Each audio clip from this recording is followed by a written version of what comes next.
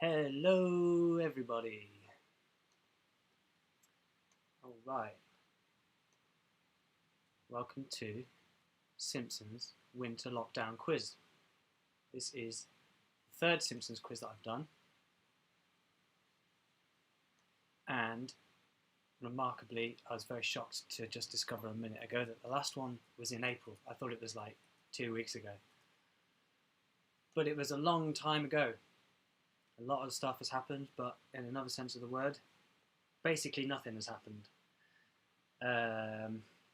Hope everybody's doing well in the arse end of this second lockdown.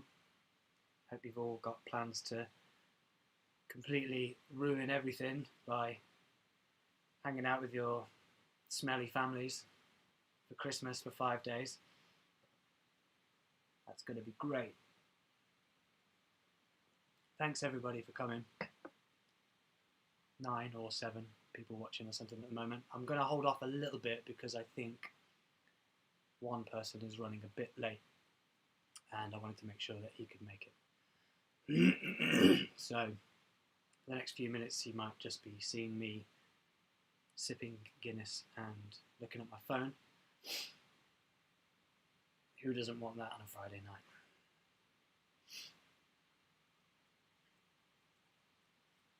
Plans definitely are bourgeoisie. I hate every plan I see, from bourgeois A to bourgeoisie. So yeah, how's everybody doing? Please tell me how you're doing in the chat if you are so inclined, or if not, simply sit there in silence, sit on your hands like we used to do in school assembly and wait for the quiz to begin.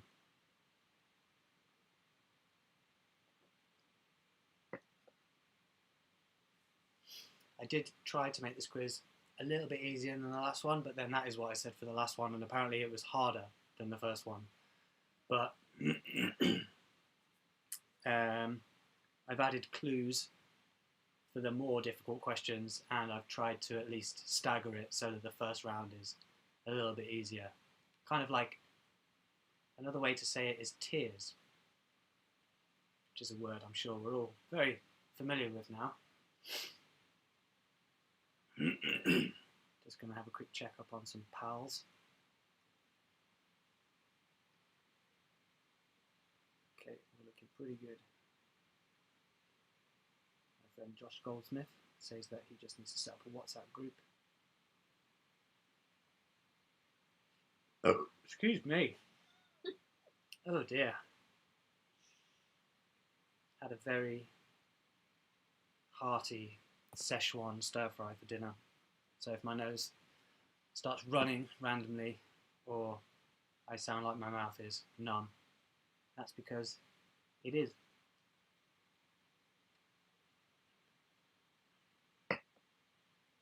Lovely to see you all in the chat. My friends. The burp will be in the quiz, yes.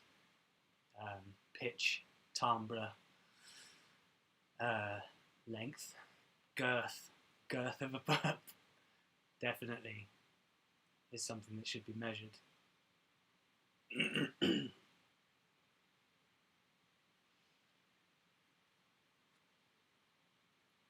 10 in, that's pretty good. That's pretty sweet numbers.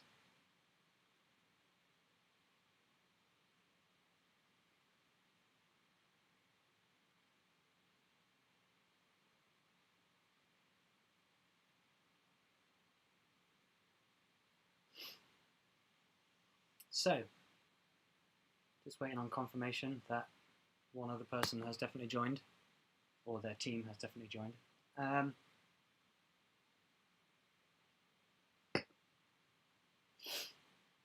Things to let you know about the quiz tonight. So, for the first page, it is mandatory. You can't proceed without doing it. So, if you have found a way to do that somehow, I applaud and hate you. You need to enter a valid email address and a snappy team name. Snappy is up to you, but a team name of any of your choice. If you want, put in brackets at the end of it your name so I know who you are when I'm marking the quiz. Because all of you are mates. This isn't some kind of big, globally run, exciting thing. So that would be nice, but it's optional. If you want to remain anonymous, do whatever the hell you want. But you need to put an email address in because I can't send your marked answer form back. Otherwise, you'll receive a full graded thing, which you can keep as a souvenir. Print off, stick it on your wall, stick it up your arse. There are 4 rounds to the quiz. I'll allocate a time at the end of each round to repeat questions if needed. So obviously if you need questions repeating at the end of each round, I will give time for you to do that. Sorry, that's kind of a jumbled way of saying it. Yeah, the rounds are, so the first round will be obscure items of clothing worn by the Simpsons family. So this will be kind of episode specific or just items that they don't wear very often. Sounds hard, but it is the easiest round. The second round is winter and Christmas, so any episodes where there has been snow or winter, or obviously Christmas episodes, of which there are only 3 within the seasons 1 to 9 boundary. So that limits it, fair enough. If you had watched episodes prior to the quiz to do a bit of research, the scope of that is limited, so maybe you'll be alright with that. Round 3 is all questions about Ned Flanders. So if you like Flanders, you might know these questions. If you don't like Flanders, if you hate him, yes, you are an idiot. Thanks, Kay. But maybe you hate him so much that everything he's ever said or done burns in your heart with such an intensity that you can't ever forget it, in which case you probably will do well in the quiz as well. And then the 4th round will be the lockdown round. So all of the questions in that round will be pertaining to situations of like mass illness or isolation or being cooped up or trapped somewhere or working from home. So those are very fun topics to be doing questions about. I'm sure we're all at the point in the year now where we can laugh about it, or at least chuckle in despair. That's basically my life ethos. Chuckling in despair. So, what else? Difficulty is mostly medium to hard. Yeah, like I said earlier, I've added clues for more difficult questions, and I have put the easiest round at the start of the quiz just to kind of ease you in, so to speak. Yeah, so once the quiz is over and you're confident with your answers, hit the submit button on the final page of the form, but do not hit the submit button until you're sure that you're done, because it is irreversible, and it won't even ask you, are you ready to submit? Are you sure you want to submit? Yes or no. It just dings. So please be sure that you're done, fully done, before you do that. And lastly, there is no prize. Money's quite tight for me at the moment, and basically nothing I could whip up as an artistic gesture would be in any way justifiable, because I just don't really care that much. I just like to bug people with Simpsons trivia. So yeah, if you win, just try and take some solace in the fact that you know loads of really niche and otherwise completely useless information about a 90s animated sitcom, and for that, I'm very proud of you. So I think we should get started. It's about 10 past. I think it's good to go. Okay, so let's get started. If everybody's ready, I'm just going to assume you are. Round number 1, it is the Simpsons clothing round. So this round is 10 questions long. All questions relate to specialist or occasional items of clothing worn by the Simpson family which are not regular clothes, i.e. the clothing we see the Simpsons wearing on a day-to-day basis. So, question number 1. What colour is Bart's lucky hat?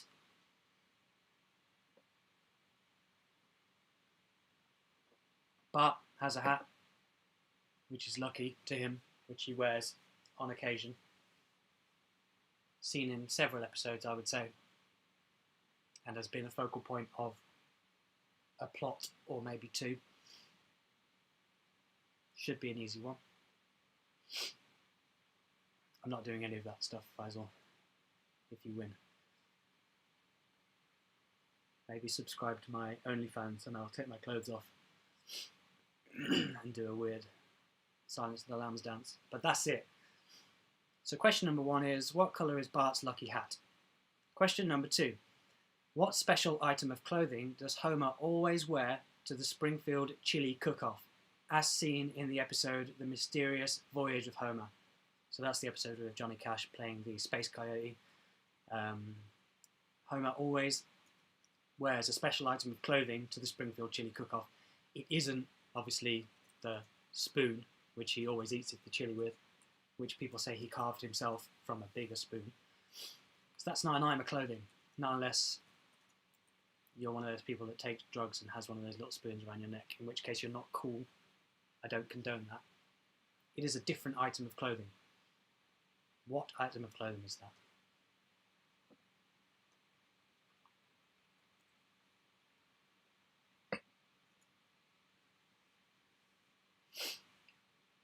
What special item of clothing does Homer always wear to the Springfield chili cook-off?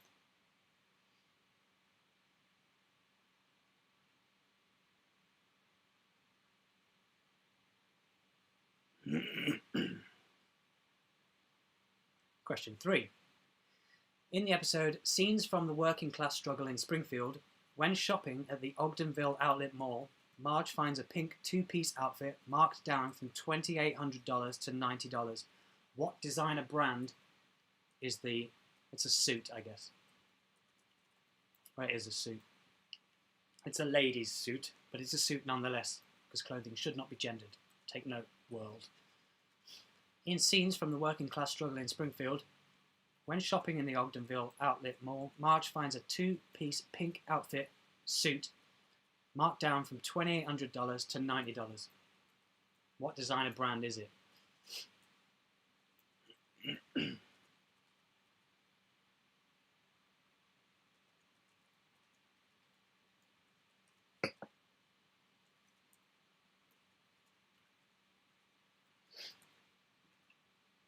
Most of these are one-word answers, so it should be fairly simple, I think.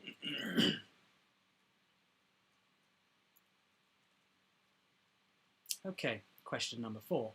Oh yeah, I should clarify, at the end of the quiz, if you've not done one of these before, what will happen is you'll submit all of your sheets and then I will sit here half drunk and mark them all up, and I will give you a time to come back, unless you just want to stay live and listen to me mumbling with some hip-hop playing in the background while I mark quizzes and commend people's answers by going like, very good. Yeah, and then I will say, come back at this time, by which time I will have marked all the sheets, and then I'll read out the winners. If you can't be bothered to wait that long, I'll probably put something on Instagram tomorrow or something like that. But, it's fun to be part of something, isn't it? That's the whole point of why I'm doing this. Hello to my mother who has joined. Hope you're well, Mum. Question 4. In Springfield, spelt with a $sign instead of the S, or How I Learned to Stop Worrying and Love Legalized Gambling, Lisa takes part in a school contest in which she has to design a costume to represent one of the 50 American states, which Homer subsequently ruins with his ineptitude.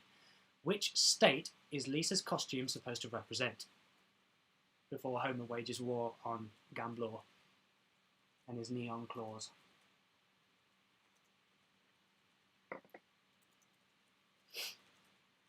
So can't be asked to read the episode title again, it's the casino episode. Lisa takes part in a school contest in which she has to design a costume to represent one of the 50 American states, which Homer subsequently ruins with his ineptitude. Which state is Lisa's costume supposed to represent? I'll give you a clue, it's not Nevada because, as we should know, as Simpsons nerds, Nevada makes Lisa's butt look big. So which of the other 49 states, I'm really throwing you a bone with that one, which of the other 49 states is Lisa's costume supposed to represent?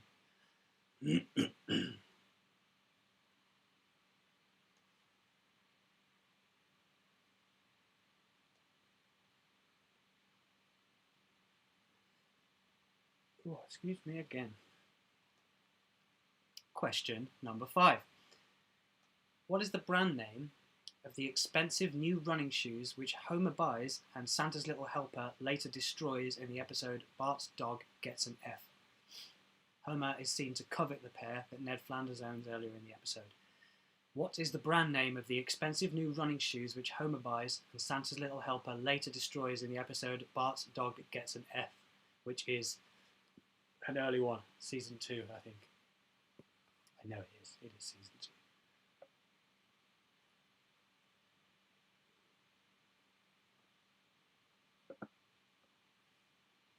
Santa's little helper destroys a pair of very expensive running shoes. They look pretty swaggy, those shoes, I remember as well. They would pass easily for 90s throwback, chunky trainer fashion that is very much in at the moment. Good shoes. I think they have like, what do they have, like a thermometer and a compass or an altimeter or something built in. It's very John Glazer. Question number 6. In Lisa on Ice, Lisa fakes a snowball fight to draw Bart out of the house where he's laughed at by his passing schoolmates. Jimbo says, "Nice PJ, Simpson. Did your mommy buy them for you?" To which Bart replies, "Well, of course she did. Who else would?" What is the design motif on Bart's pyjamas? So in Lisa on Ice, which is the ice hockey episode, Lisa fakes a snowball fight by using a bunch of frost out of the freezer to draw Bart out of the house where he's laughed at by his passing schoolmates. He's mocked because he's wearing a particular motif design on his pyjamas. What is that design motif?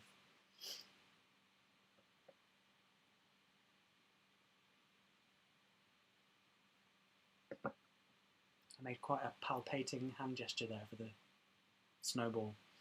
It's kind of weird.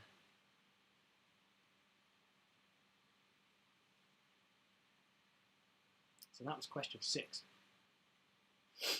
of 10 of round 1. Question number 7. Maggie has an outdoor snowsuit which she's often seen wearing in the winter or Christmas episodes of the show. What colour and shape is it? So you get 1 point for this, not 2 for, the colour and the shape. Just the 1. Maggie has an outdoor snowsuit which she's often seen wearing in the winter or Christmas episodes. What colour and shape is it?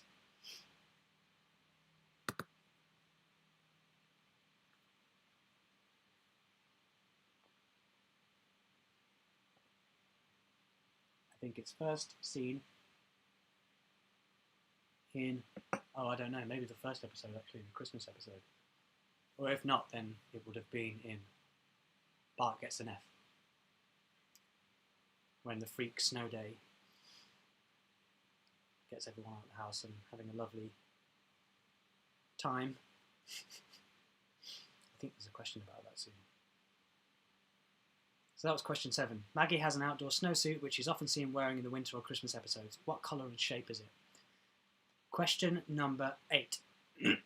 When Bart discovers he is a couple of inches too short to be considered for the role of Fallout Boy in the Radioactive Man movie, he attempts to return the following day with an outfit to make him appear taller. Name 2 of the 3 significant items that Bart's wearing when he goes back to the audition. So this is when he's auditioning for the part of Fallout Boy, which Milhouse later gets. And the reason he doesn't get the part is because he's too short by a couple of inches. He goes back the next day wearing an outfit which appears to make him look taller. There are 3 things that he's wearing. There are technically, I think, 4. Because there's another kind of item. I don't know if that's obfuscating the question more. But there are 3 at least.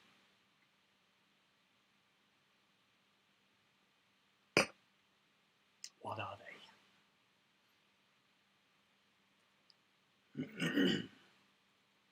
Simpsons fans, do they know things? What do they know? Let's find out.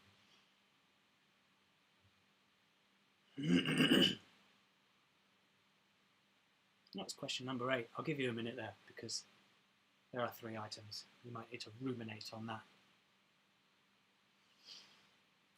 I'll just sit here and twiddle my thumbs for a moment.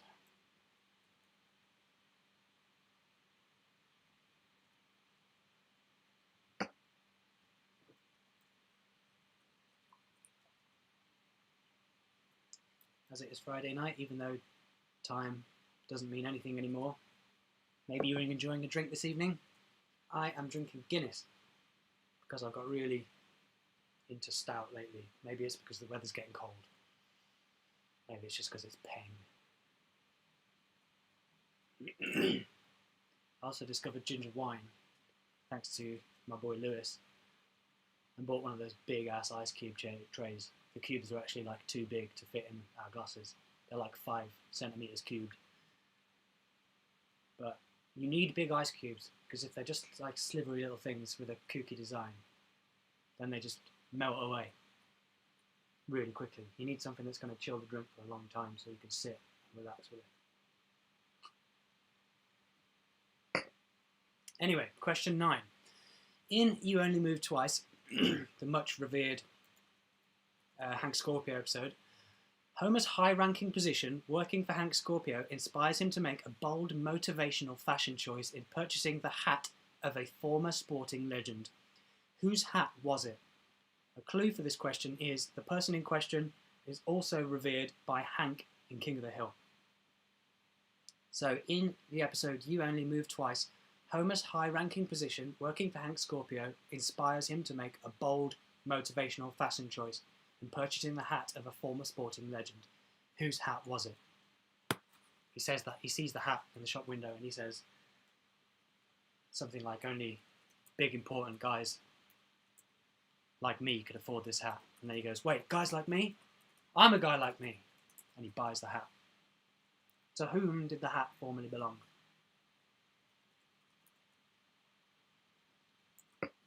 Cheers to you all as well.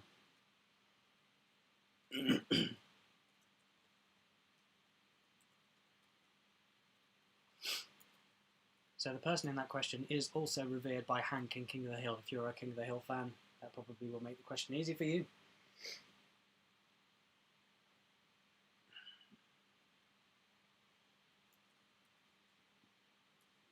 And finally, question 10. In the season 2 episode Old Money, Grandpa Simpson inherits the fortune of his deceased partner B. Simmons. As part of his attempt to enjoy himself with the money, he also purchases a hat. What type of hat is it, and to whom does Grandpa claim it used to belong? This is a 2-point question, so I'll give you a point for the type of hat, and another point if you could tell me who the hat supposedly used to belong to, whom the hat used to formerly belong. So in the season 2 episode Old Money, which is I think an underrated episode. Season 2 is probably an underrated season as well, but it is chock full of bangers. In the season 2 episode Old Money, Grandpa Simpson inherits the fortune of his deceased partner B. Simmons. As part of his attempt to enjoy himself with the money, he purchases a hat. What type of hat is it, and to whom does Grandpa claim it used to belong? That's the final question of the first round. Lewis wants repeats on 8 and 9. Which I will do shortly. If anyone else has any repeat requests, please let me know. I will give it a few minutes.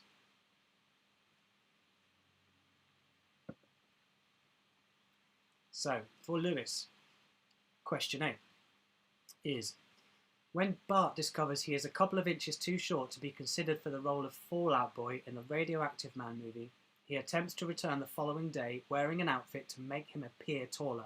Name that's 2 fingers, sorry, of 3 significant items that Bart has as part of his outfit that he wears when he goes back. He does at first try to get Snowball 2 and Santa's Little Helper to pull him from either side with rope like a rack, but obviously that doesn't work. So his next thing is to go in wearing an outfit that makes him look taller. There are 3 significant items. I want you to name 2 of them. And then question number 9, in You Only Move Twice, the Hank Scorpio episode, Homer's high-ranking position working for Hank Scorpio inspires him to make a bold motivational fashion choice in purchasing the hat of a former sporting legend. Whose hat was it? Clue is the person in question is also revered by Hank in King of the Hill.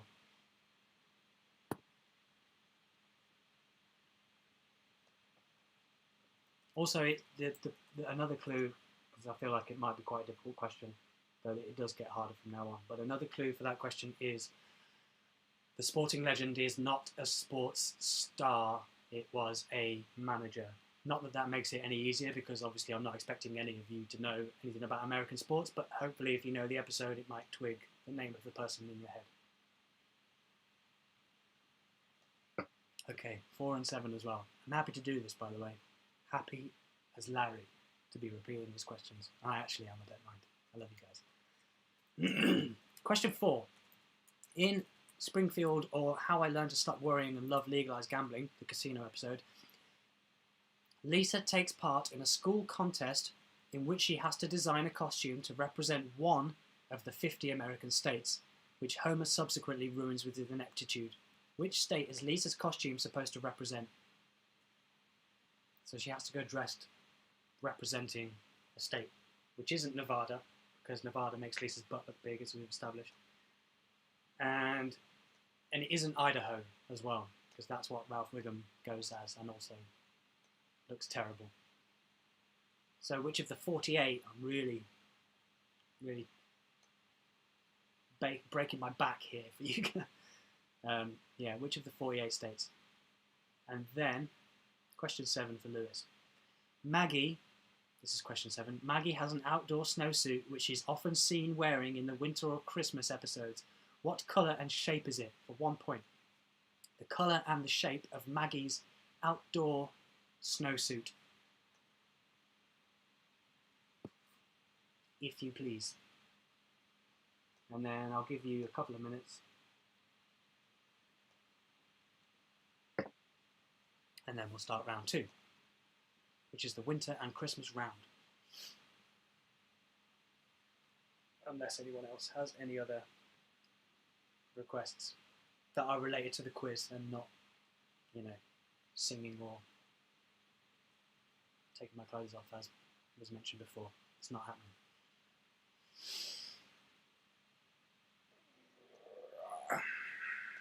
It's cold now, isn't it?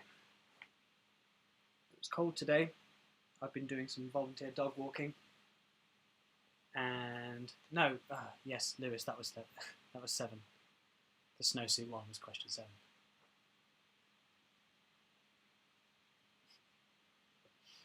So yeah, I've been doing some volunteer dog walking. I've been walking a border collie around Finsbury Park. I was out today. It was very foggy and cold, and it was lovely. It was very crisp and wintry, and it felt great. And I had to pick up a big, steaming, sloppy turd that the dog did. And I've never picked up a dog poo before. And it was horrible. I was retching. It was the most bogging thing ever. It really smelled bad. And I felt like other people walking past saw me retching and probably thought I was a really crappy dog guy. But it was good. It put hairs on my chest. The stench of that turd. This border collie is not very smart. It's quite dim-witted. Why her owner is not very physically able, so I think it's probably lacking in a lot of vital exercise. It has quite an attention deficit. I can throw the ball for it quite a lot and it will love it, and then all of a sudden it will just get bored and just wander off somewhere. And it doesn't respond to its name very well. I keep saying it. It's a girl. She doesn't respond to her name. Yeah, Nipper is the dog's name. Also, I read a thing about GDPR the other day for animal care, and you are allowed to reveal animals' names online. Just because I started feeling weird being like, should I say the dog's name? Can I reveal that data? I can reveal that data. The dog's name is Nipper.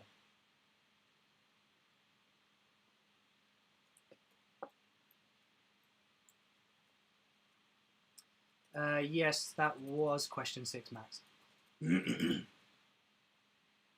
What is the design on Bart's pyjamas?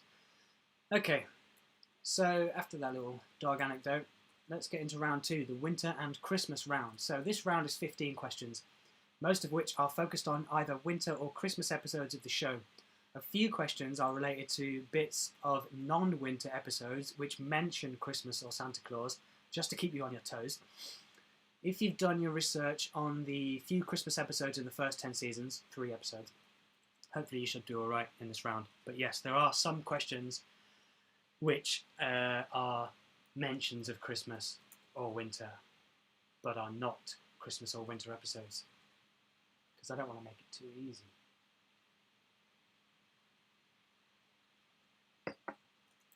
So, question 1 of round 2. In season 1, episode 1, Simpsons roasting on an open fire. By the way, there are 3 questions about this episode. All 3 of these questions are related to this episode. In Simpsons roasting on an open fire, what do Bart and Lisa each say that they want for Christmas? This is a 2-point question. 1 point for Bart's and 1 point for Lisa's. Obvs. What do Bart and Lisa say that they want for Christmas in the very first episode, season 1, episode 1 of The Simpsons? Simpsons roasting on an open fire.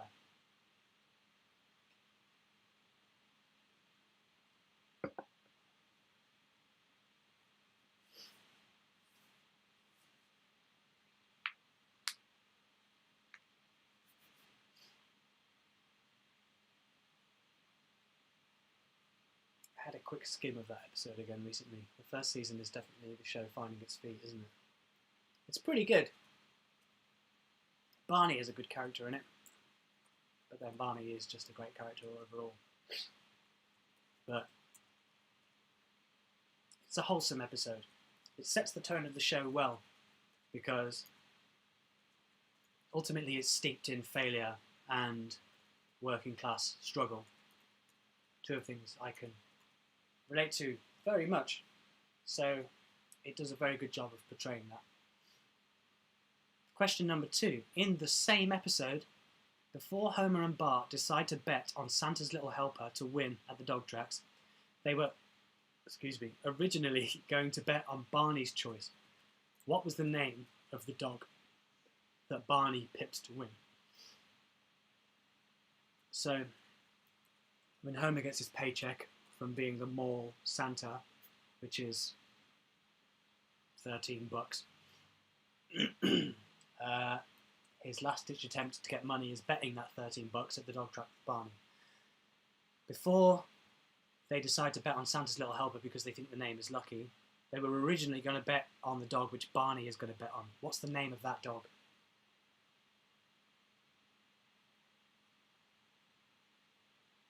Barney was the successful foil. Doesn't he go home with his arm around 2 women at the end of the episode? I'm pretty sure he's like, yeah, he's bawling at the end of that. And not bawling as in crying.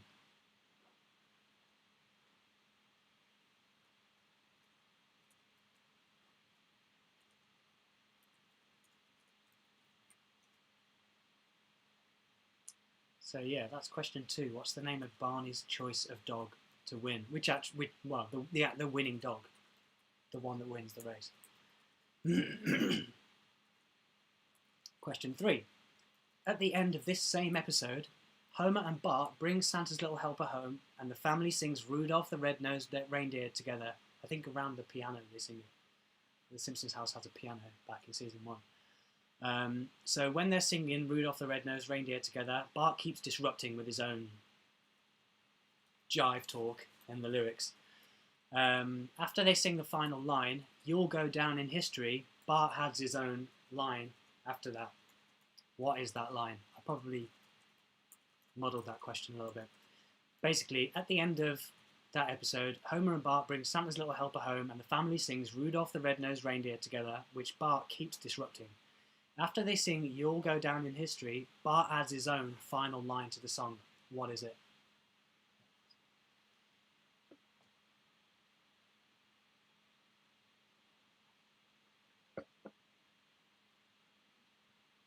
Failure Barney definitely is the best Barney. Although, conversely, Success Barney is good in Mr. Plow,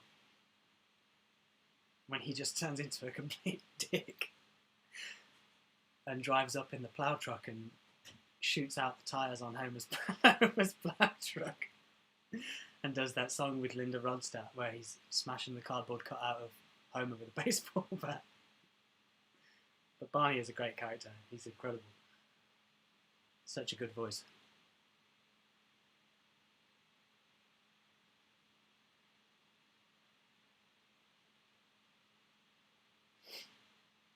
So yeah, question 3 at the end of the episode. What's the final line that Bart adds after "You'll go down in history" to Rudolph the Red-Nosed Reindeer? Question 4. In the Treehouse of Horror episode Nightmare on Evergreen Terrace, which is the Nightmare on Elm Street parody, the story begins depicting a wintry evening where the parents were called to a PTA meeting to discuss a misprint on the school calendar. What is the misspelled month on the calendar? So what is the month which is incorrectly spelled? Don't write what the correct month should be. Write what the incorrect spelling is. That's the answer.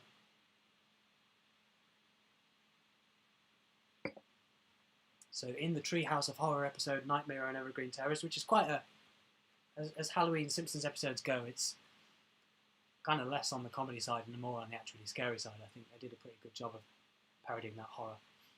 In Nightmare on Evergreen Terrace, the story begins depicting a wintry evening when the parents are called to a PTA meeting to discuss a misprint on the school calendar. What is the misspelled month on the calendar? This is when Homer sees the sign for the thermostat, says, "Do not touch Willie." Good advice. And Willie the groundskeeper is subsequently incinerated.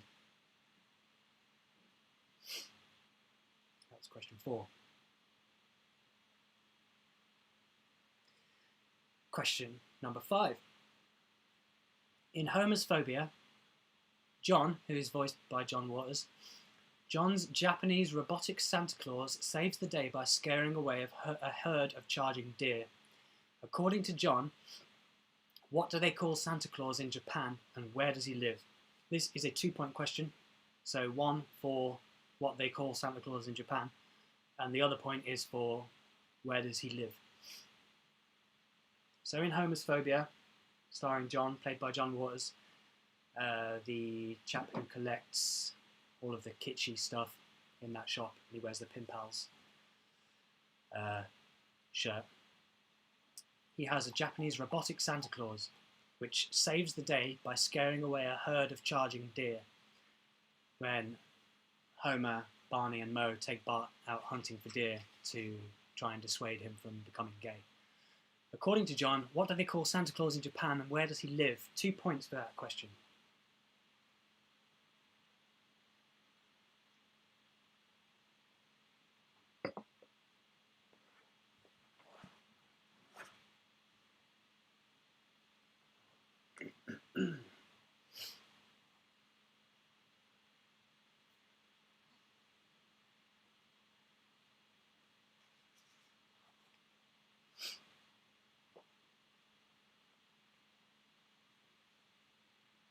That was question 5. Question number 6. In the season 7 Christmas episode Marge Be Not Proud, what festive grocery item does Homer stock up on, filling the entire fridge with it? So the season 7 Christmas episode Marge Be Not Proud, which is an absolute stone cold classic in my opinion. What festive grocery item does Homer stock up on, filling the entire fridge with it? Because we only get 30 sweet days of it before the government takes it away again, of course. What is that festive grocery item? That's the best way I can describe it. Festive grocery item, or FGI for short, if you need to.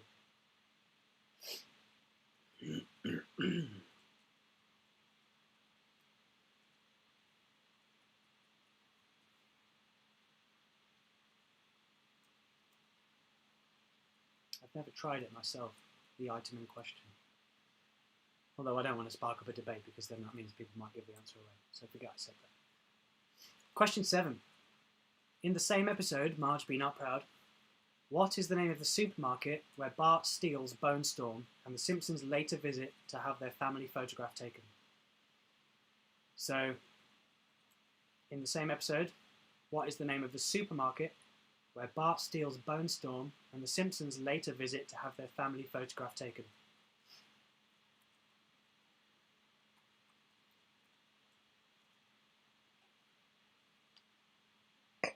It is a somewhat amusing name, I would say. But then I would say that because I like Simpsons. So what's the name of that supermarket where Bart steals Bone Storm?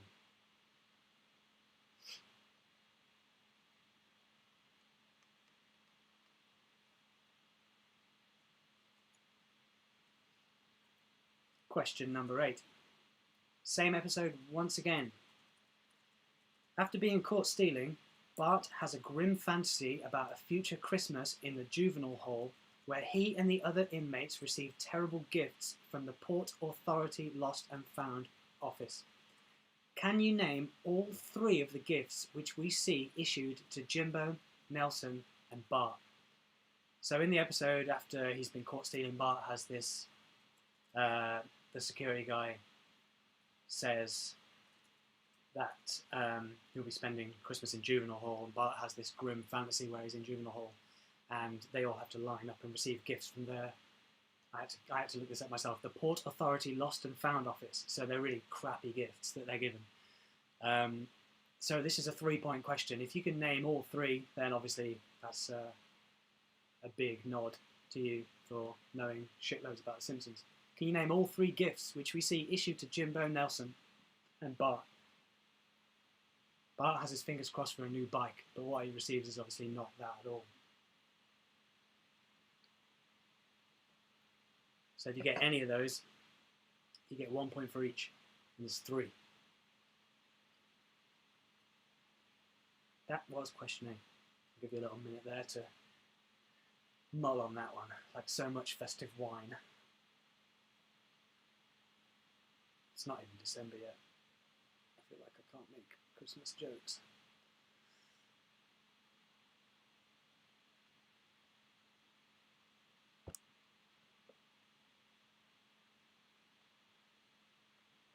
Hope you're all enjoying the answer sheet which I put together lovingly every time for this quiz, with amusing screenshots for selected questions. A lot of time and love goes into this quiz. A lot of time and love. Mostly time, a bit of love. Question number 9. Name the character. That should be, I don't need to say anything else. You can see the character in the question on your sheet. What's his name? And I do need as close an approximation of both first and second name as you can get. Obviously I will be lenient for typos, or, you know, if I can see that you're very much on the money and phonetically, linguistically, you've written what I would say is basically the name, but isn't the correct spelling, then I will still give the point, obviously, because I'm a nice guy. Why did you laugh when I said I'm a nice guy? Well, I'm a lenient guy. It's, you know, coming up to Christmas, you've got to give back to those in need. And you guys are definitely in need of me this Christmas. So yeah, name that character. Question number 10. There are 15 questions in this round. All the other ones are 10 questions, but this, I managed to drum up 15 wintry questions. So question number 10.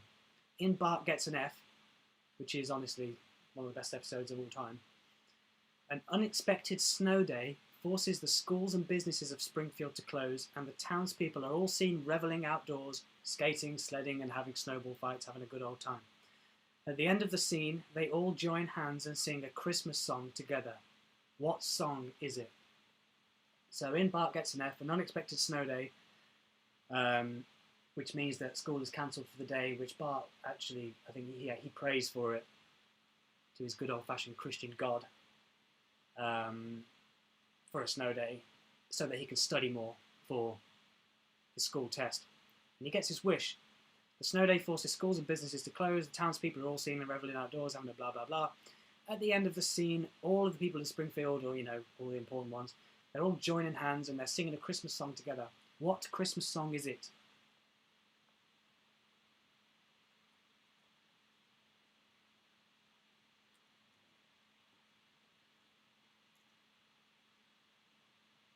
This episode aired on October the 11th, 1990. So it wasn't actually Christmassy. But I wonder, is it fairly usual for it to snow in America in October? Early October? I don't know. But then I guess that denotes the miracle of the prayer, doesn't it? Although it doesn't explain why they sing a Christmas song. That's just stupid. I mean, that's too early. But they do, and I want to know what song it is. I especially like that episode because after season 1 aired, a lot of media and press said that it was a very unwholesome TV show because Bart was a tearaway and a bad boy, and he was not a good role model for children that might be watching the show. And so the very first episode of the second season, which is Bart Gets an F, shows Bart as fallible and weak and vulnerable. It's a very heartwarming, touching episode. It's why it's one of my favourites of all time. It's a great episode. So, question 11. At the end of the Dracula story in Treehouse of Horror 4, which is where Mr. Burns is the vampire, well, he's Dracula, the episode ends with the family humming Hark the Herald Angels Sing as snow falls. The scene is a direct parody of a beloved animated Christmas film. What film is it? So in the Dracula episode, at the end of it, even though they've killed Mr. Burns, they thought he was the head vampire, but it turns out one of the Simpson family is actually the head vampire. And I think it turns out to be Marge. And then the episode ends with them saying, "Happy Halloween, everybody," and then they humorously start humming Hark the Herald Angels Sing, and snow is falling inside the Simpson kitchen. And it's that what's happening on the screen is a direct parody of a beloved animated Christmas movie from, I think, the late 60s, maybe early 70s. I want to know what film that is.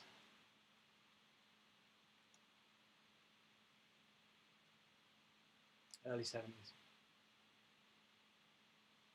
That was question 11.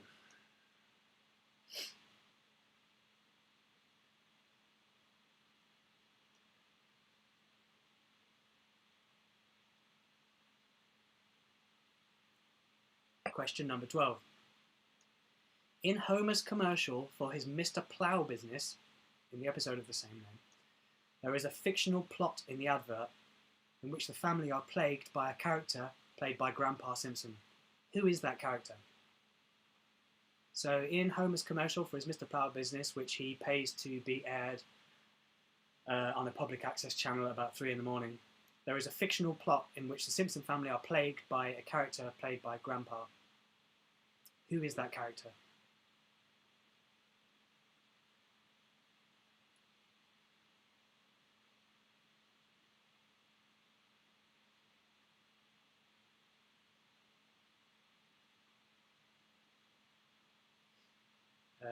Faisal, if you hang tight, I'll repeat whichever question. Let me know which question you want repeating specifically, and I'll repeat it at the end of the round in a couple of questions' time.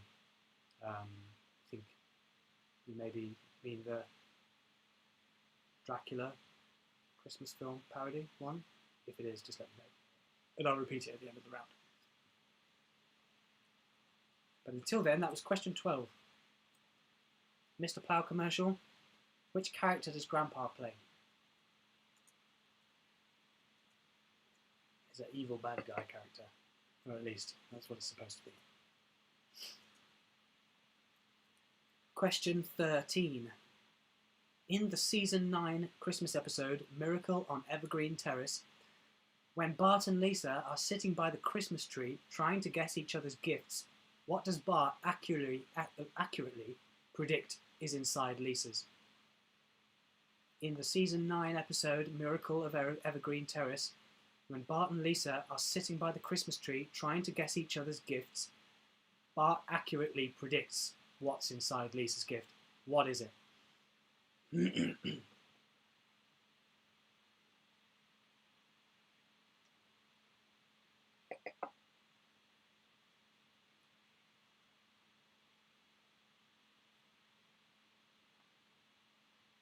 could have done a question about what's the name of the fire truck toy that Bart wants, but I thought that was a bit too easy. Even though now I can't remember what it is myself. It's the Inferno Blaster 3000 or something like that. But that's not what we're looking for. We're looking for Lisa's gift, which Bart accurately predicts. They're sitting under the tree, I think, like feeling the presents. As you do when you're a child.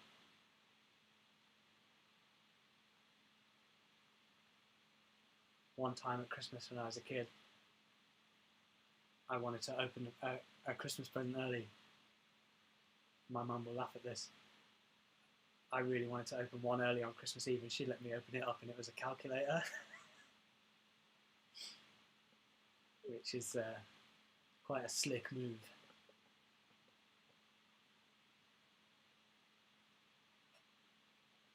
But at least I was able to then count down the hours until Christmas morn, am I right, viewers?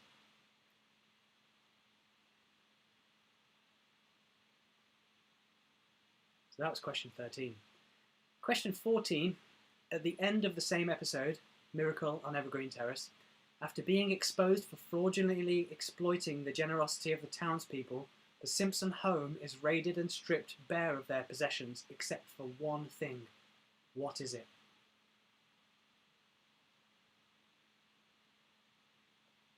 Nice puns in the chat. Thank you.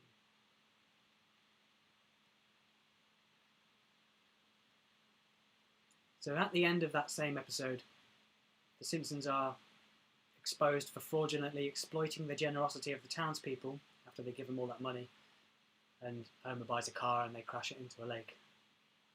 The Simpson home is then raided by the townspeople and stripped bare of all of the Simpsons' possessions, except for one thing. What is it?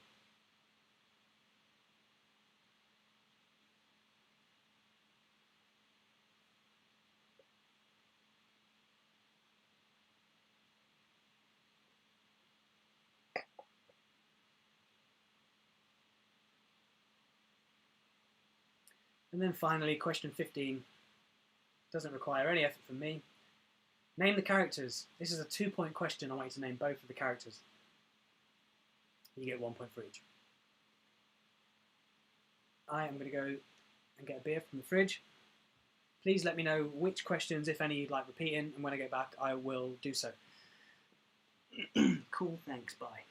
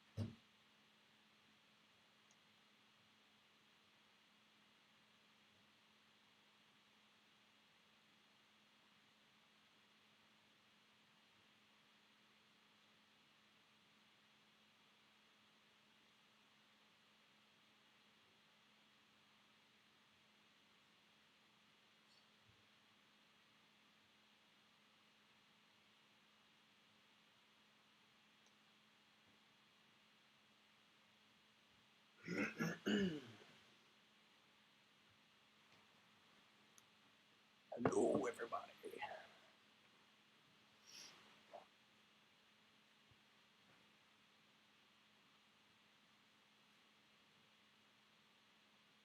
Okay. So Amy's asking which characters. I'm not sure if you can not see those in the picture. I don't know if you're doing it remotely via a. Hang on a minute.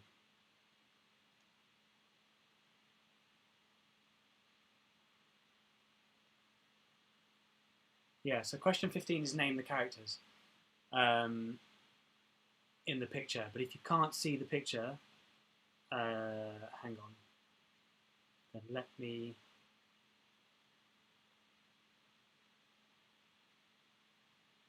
find it and show you.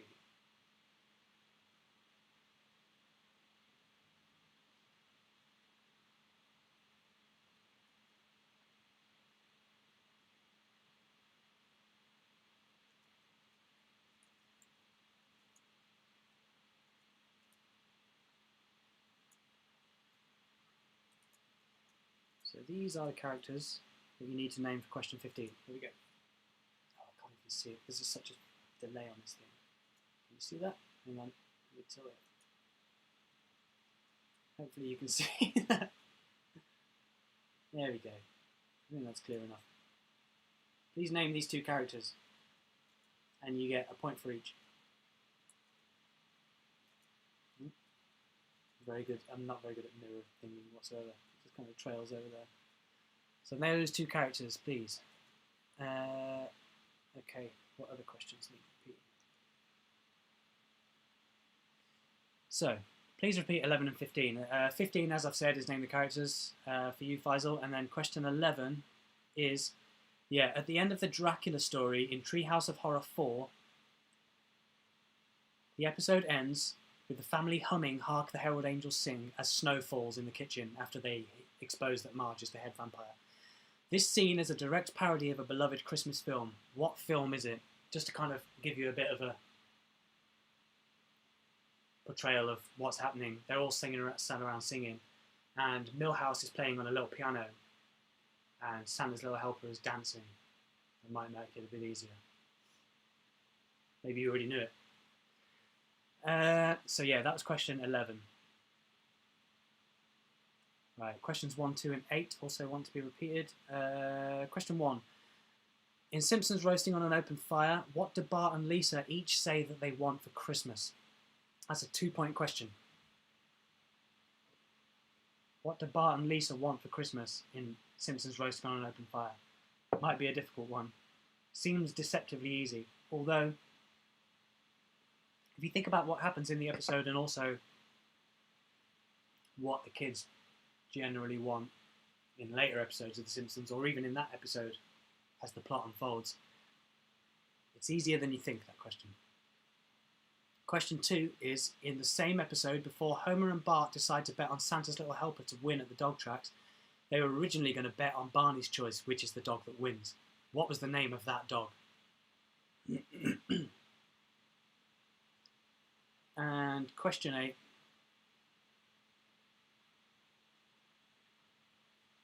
This is a kind of tough one, yeah. Question 8.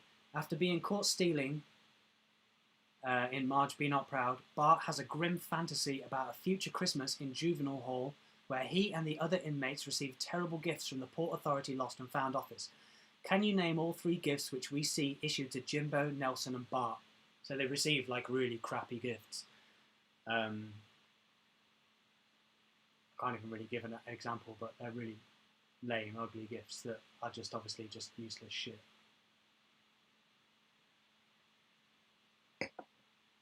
A vague approximation of most of these answers will suffice, because I know that they're probably still quite hard questions, but it's the taken part that counts. I think that's all the questions repeated, and I hope that I've made everything clear. I will give it a couple of minutes until we crack on with round 3, which will be the Ned Flanders round.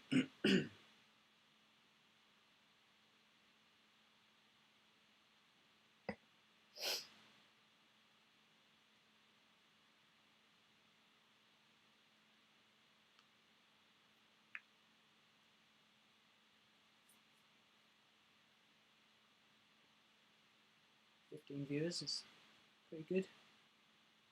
Quite pleased with those numbers. Warming my cockles on this cold evening, you are.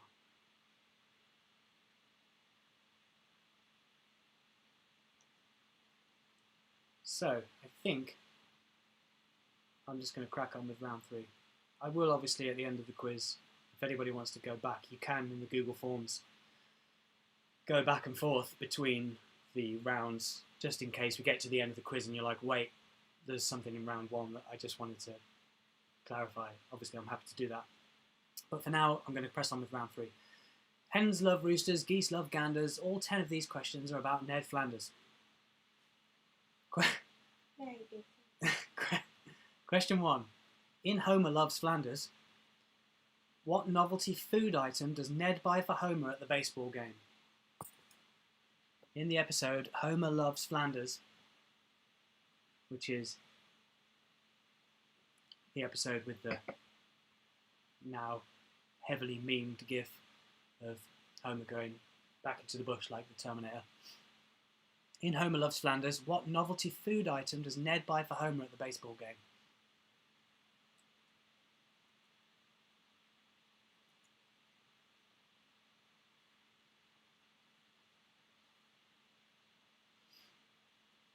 I would say that that's another great episode, but then most of these Ned Flanders episode questions are great because Ned Flanders is one of the best characters. I think after Mr. Burns, he's probably my favourite character because he's a very wholesome and lovely guy. So that's question 1. In question number 2, in Duffless, when Homer attends an AA meeting organised by the church, Ned solemnly recalls a memory of having one drink and calling Ann Landers a boring old biddy. He vows that it was his first and last what? The clue for this question is, in case anyone's confusing it with the Las Vegas episode, the answer to this question is not a white wine spritzer. So in the episode Duffless, which would be season maybe 3 or 4, when Homer attends an AA meeting, it's probably later, 4 or 5. Homer attends an AA meeting organised by the church. Ned solemnly recalls a memory of having one drink and calling Ann Landers a boring old biddy. He vows that it was his first and last what? What drink is it?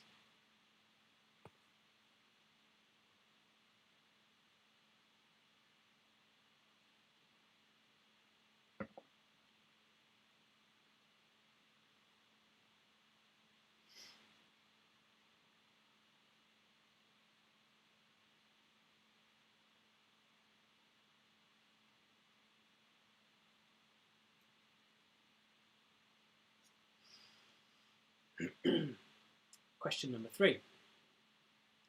In Hurricane Neddy, Ned has a meltdown and launches into a string of tirades aimed at specific friends when the poorly constructed house that they built for him collapses to the ground. Amongst these outbursts, who does Ned call an ugly, hate-filled man? So in the episode Hurricane Neddy, the people of Springfield rebuild his house after it's blown down by the hurricane. But obviously it's terrible. There's loads of bad stuff that he sees when he's going through it, and then eventually when he comes out, the whole thing falls to pieces. And Ned has a complete meltdown and he launches into a specific bunch of tirades aimed at the people of Springfield. Who does he call an ugly, hate-filled man?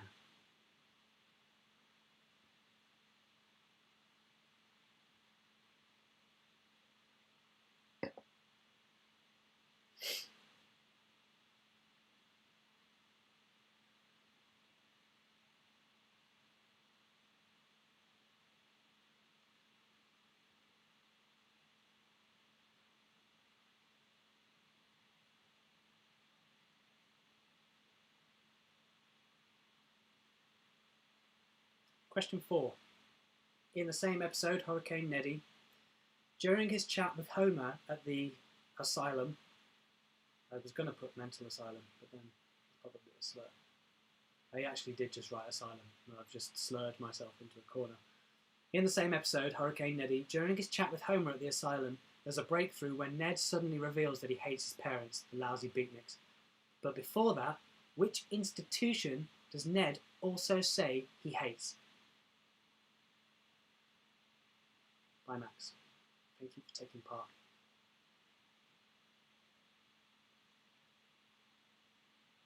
So, question 4, sorry. In the same episode, during his chat with Homer at the asylum, there's a breakthrough where Ned suddenly reveals that he hates his parents. But before that, which institution does Ned say that he also hates?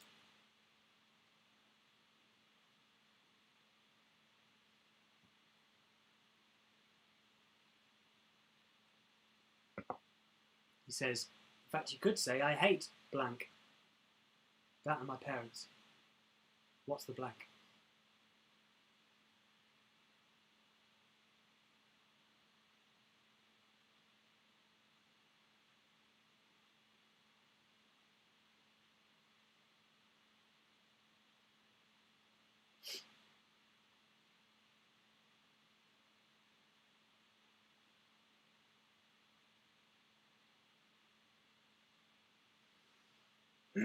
Question number 5.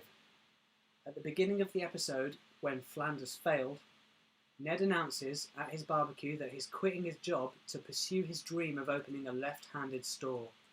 What is the career or profession he's leaving behind? So at the beginning of when Flanders failed, which is when Ned is having a barbecue, the barbecue is to announce this change in his life. Ned announces he's quitting his job to pursue his dream of opening a left-handed store. And he takes his tie off and he gets his work tie and he burns it on the barbecue quite ceremoniously. What is the career or profession that he's leaving behind to pursue this dream?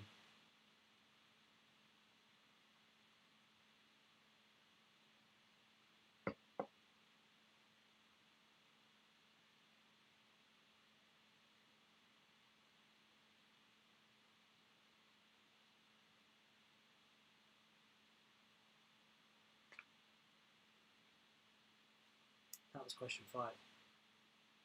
Coming up next, question 6. And here we go.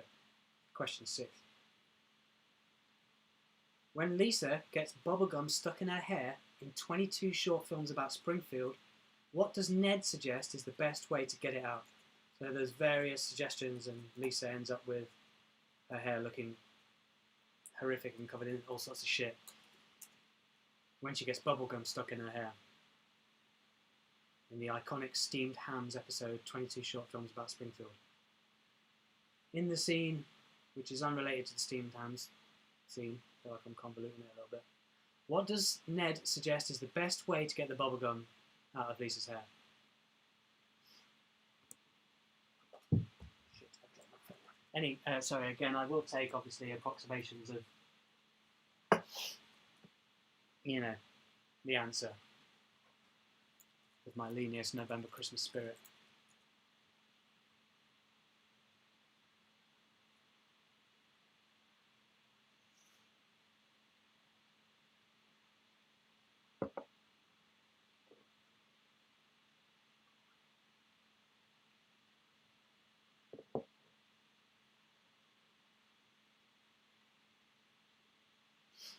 Question 7. In Sweet Seymour Skinner's badass song, when Santa's little helper runs amok in the school vents, Superintendent Chalmers fires Skinner and Ned replaces him as the school principal. Chalmers initially seems happy with Ned, but eventually fires him at the end of the episode when he's outraged by one specific incident. What is it? So, in Sweet Seymour Skinner's badass song, Santa's little helper runs amok in the school vents when Bart takes the dog in for show and tell, and the superintendent fires Skinner because of that incident, and Ned replaces him as the school principal. Chalmers initially seems happy with Ned, but eventually fires him at the end of the episode when he is outraged by one specific thing that Ned does. What is it?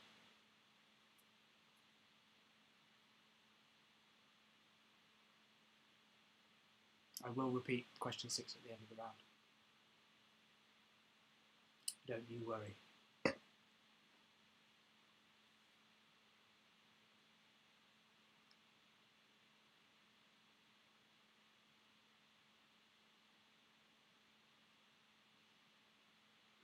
So that was question 7.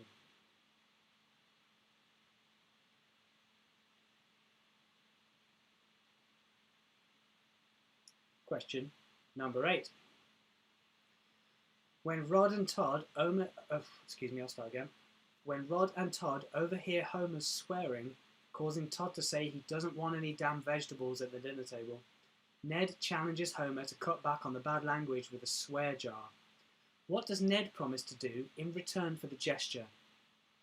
So when Rod and Todd overhear Homer's swearing, causing Todd to say he doesn't want any damn vegetables at the dinner table, Ned challenges Homer to cut back on his bad language with a swear jar. What does Ned promise to do in return for the gesture?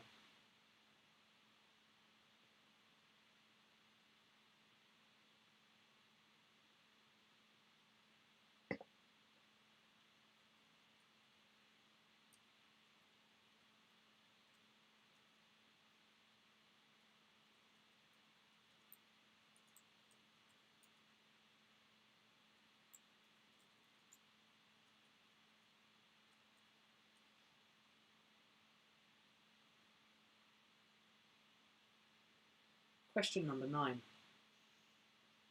What song does Ned sing to himself when he's ejected from his own bomb shelter and left to die in Bart's Comet? Which is another one of my favourite episodes. So when Ned is ejected from his own bomb shelter and left to die to free up enough room for everyone else to live in the bomb shelter, in the episode Bart's Comet, he sings a song to himself. What song is it?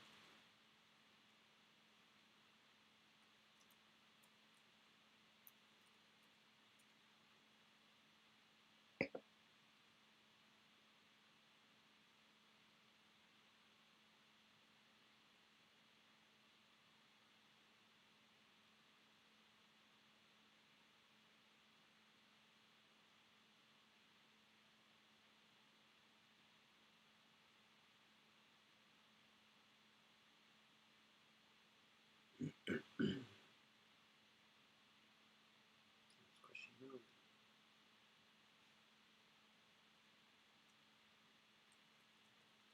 Question 10.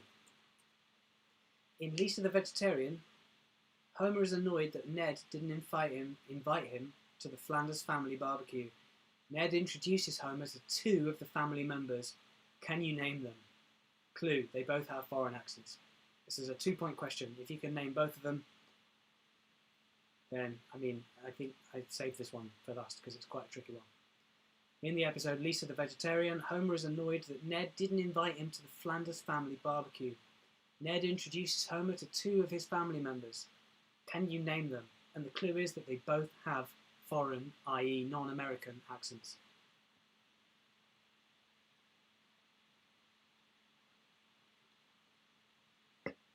That is the end of round 3, the Flanders round.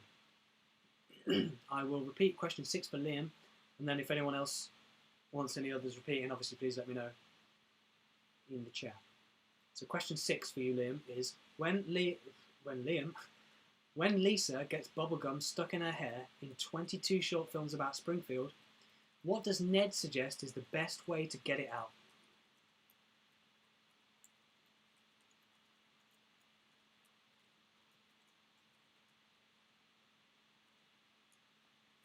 What does Ned suggest is the best way to get the bubblegum out of Lisa's hair? Questions 8 and 9 for Lewis. When Rod and Todd, this is question 8, sorry. When Rod and Todd overhear Homer swearing, causing Todd to say he doesn't want any damn vegetables at the dinner table, Ned challenges Homer to cut back on the bad language with a swear jar. What does Ned promise to do in return for the gesture? So for a bit of context in the episode, Homer is out in the back garden trying to build a doghouse, and he keeps bumbling while trying to build the doghouse, and he's swearing quite a lot, and Rod and Todd overhear it. Ned wants him to cut down on the swearing with a swear jar. What does he promise to do in return for the gesture? That's question 8. Question 9 is what song does Ned sing to himself when he's ejected from his own bomb shelter and left to die in Bart's Comet? Towards the end of the episode, of course. Ned sings a song to himself at the end of Bart's comet. What song is it? Oh, and the whole, the episode ends with everybody coming out and singing with him. Same song. Obs. And we'll give it a couple of minutes just in case anyone has any more, just for people to catch up, and then we will go into the final round, round number 4, which is the lockdown round.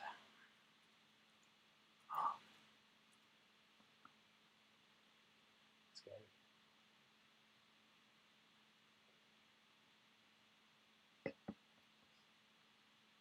I feel like literally anything.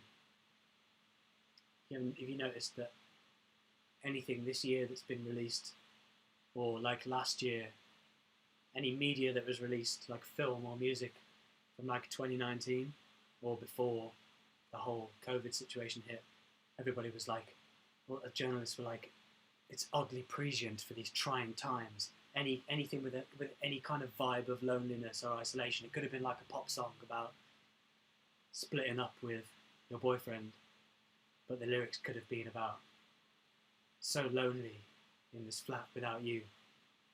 And journalists would have been like, it's so prescient. Oh my god, it's so it's so apocalyptic. It sums up our times perfectly, don't you think? I noticed that quite a lot with a lot of stuff. None of which I can name check now to suck the fun out of that observation, but it is something that I noticed. Oddly prescient for these trying times.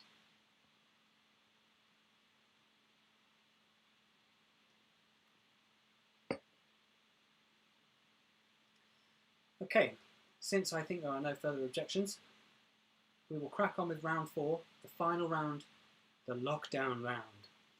So, this is 10 questions, the last round, and they have been picked due to their relation to 2020 lockdown conditions, primarily situations in Simpsons episodes which involve isolation, or being stuck indoors, working from home, or large-scale illness.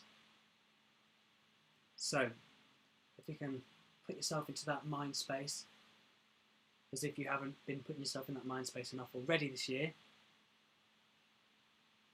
that's what the questions are about. So let's go. Question number 1. In Bart of Darkness, Bart is confined to his bedroom for the whole summer after breaking his leg. Before he becomes convinced that Ned has murdered his wife Maud, Lisa discovers Bart has been getting creative in his isolation. What has he been doing? So, in the episode Bart of Darkness, Bart is confined to his bedroom for the whole summer after breaking his leg. Before he becomes convinced that Ned has murdered his wife Maud, Lisa discovers Bart has been getting creative in his isolation. What has he been doing? There are a couple of other minor bits in the episode, like he's watching Krusty reruns, which are really boring, and he's also playing some kind of weird army game with some like little domino pieces. They're like little square pieces of plastic. The answer to the question is not those two things. He's been getting creative in his isolation, which Lisa discovers. And I want you to tell me what that creativity, to which end that creativity bears fruit. I think that's a legit sentence. I think I can pull that off. That's question 1.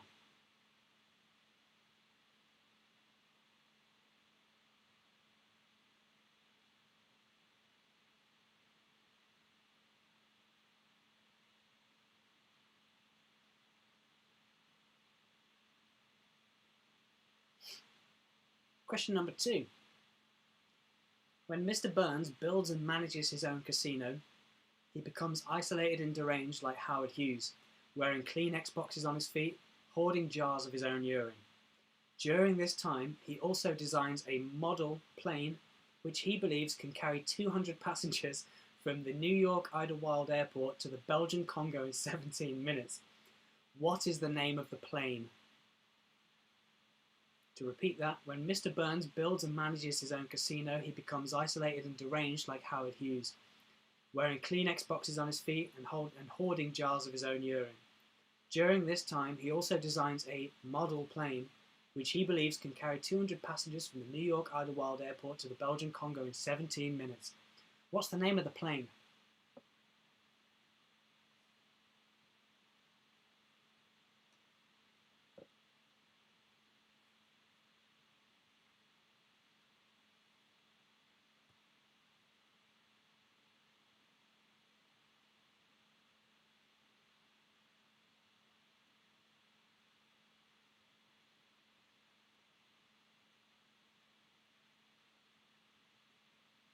I just realised on it because there's like a 10-second delay on the feed that I'm watching. I just saw myself take a sip of beer, and every time I do it, it looks like I'm staring listlessly into the void in a really existentialist, bleak way, like this. And I go out for a second, and then I come back. That is actually what I'm doing. So that was question number 2. Question 3. What product, when shipped from Osaka, Japan to Springfield, transmits a lethal flu virus which engulfs the whole town in the episode Marge in Chains? So this is the episode where Marge is imprisoned for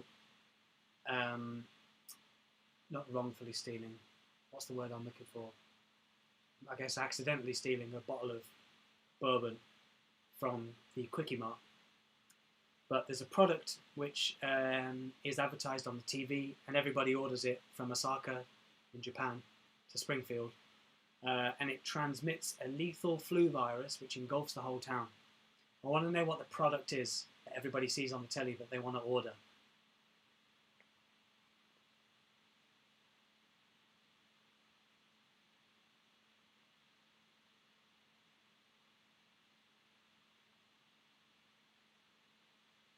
So which product, when shipped from Osaka, Japan to Springfield, transmits a lethal flu virus which engulfs the whole town? In the episode Marge in Chains.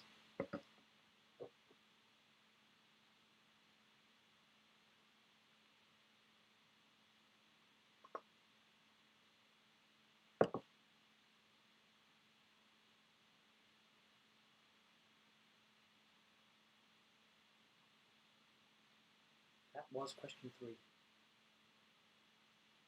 I always forget how much time has passed between questions, but I think I'll just crack on with question 4. In the same episode, Marge in Chains, when the townspeople, stricken with this lethal flu, storm the hospital for a vaccine, Dr. Hibbert informs them that anything he could prescribe would only be a placebo. One person becomes frantic trying to find these placebos, raiding the contents of a nearby truck. What contents of the truck does he eat? So in that same episode, the townspeople, they all go to the hospital, they storm it for a vaccine. Dr. Hibbert comes outside and says, anything I could offer would only be a placebo. And some people go, where do we get these placebos? And somebody goes, maybe there's some in this truck. And then he goes in the truck and eats the contents of the truck, believing them to be the placebo. What contents of the truck does he eat?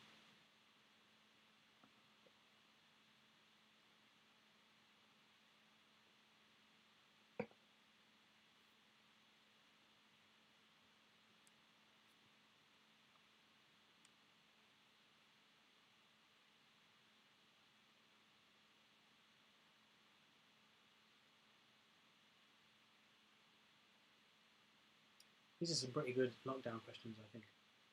I did a good job of this round. You're welcome.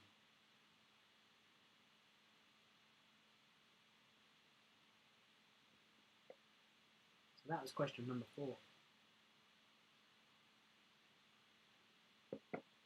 Question 5. In the episode Mountain of Madness, Mr. Burns and Homer go stir-crazy after several avalanches engulf and trap them inside their cabin. What is the initial cause of the very first avalanche that covers the cabin? So they cheat because Mr. Burns has got a snowmobile when Homer is drawn to be on Mr. Burns' team to find the cabin on the nuclear power plant excursion up the mountain. That's quite a long-winded sentence. And when they eat cheap, they find the cabin first, way before everybody else, obviously, and they decide to celebrate in the cabin. They go stir crazy when they are engulfed by several avalanches. What is the cause of the very first avalanche? Number 1. Avalanche numero uno, as they call it in the geological field.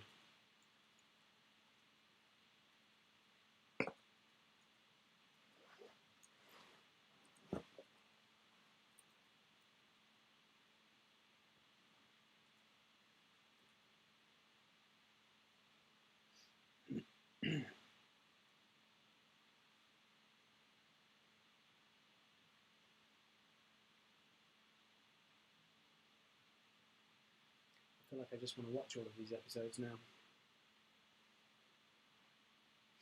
Mountain of Madness is a great episode. That's question 5. Burns and Homer go stir crazy after several avalanches engulf and trap them inside the cabin. What's the initial cause of the avalanche? Question number 5. Question number 6. In the Treehouse of Horror episode The Shinning, when Mr. Burns is giving the Simpsons the tour of the estate, who or what unexpectedly comes out of the elevator during the tour? So in the Treehouse of Horror episode The Shinning, Burns is giving the Simpsons the tour of the estate. During the tour, who or what unexpectedly comes out of the elevator?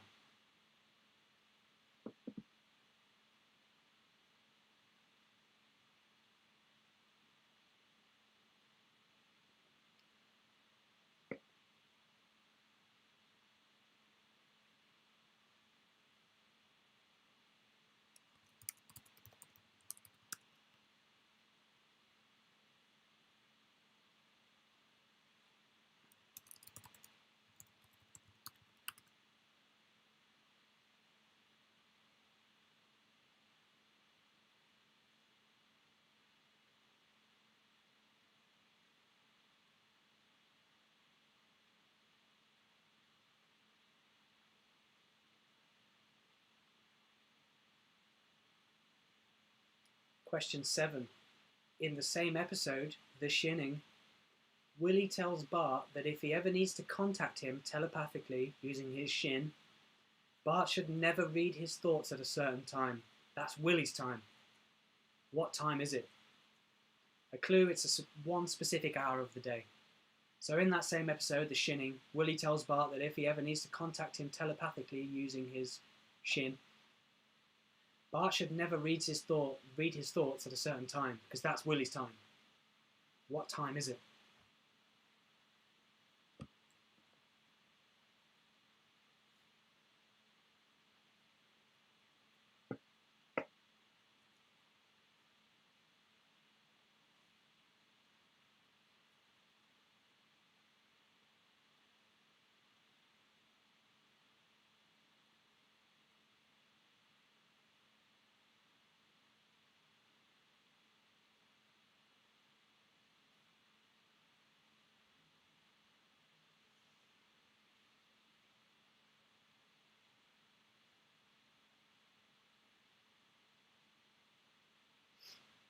Question number 8. Firing through this.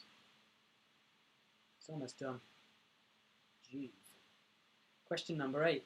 In the episode Bart's Comet, when the townspeople cram into Ned's bomb shelter, tensions rise and Moe tries to ease the stress with a barnyard animal noise guessing game.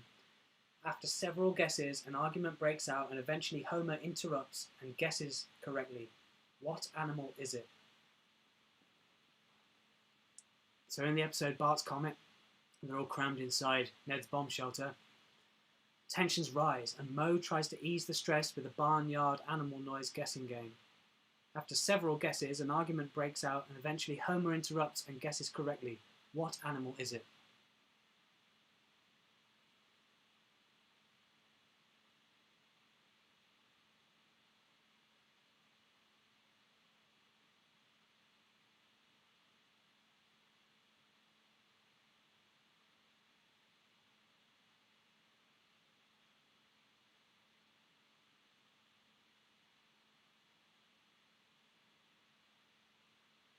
Let's see if I can get this up here.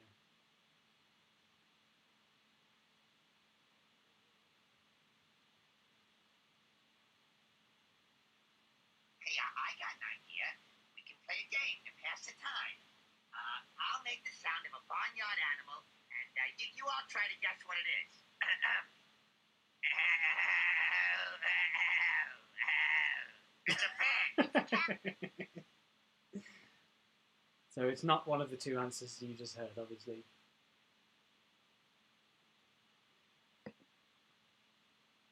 But if it helps jog your memory, I will play it again.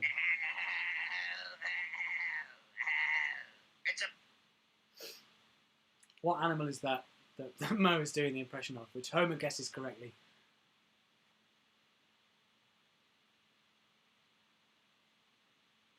Question number 9. In Hurricane Neddy, a similar incident occurs during the hurricane when the Simpsons hole up in their basement and attempt to pass the time with a fun activity before shouting over one another and squabbling. What is the activity?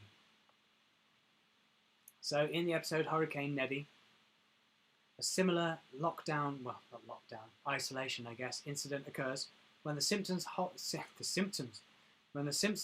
up in the basement and attempt to pass the time with a fun activity before shouting over one another and squabbling. What is the activity?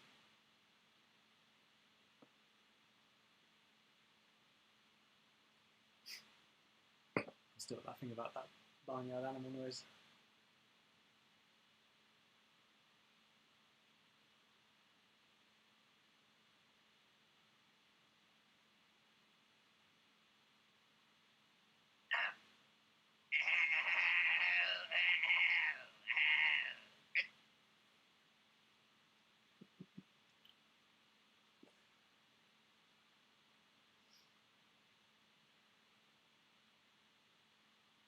So question 9 was the basement fun activity in Hurricane Neddy.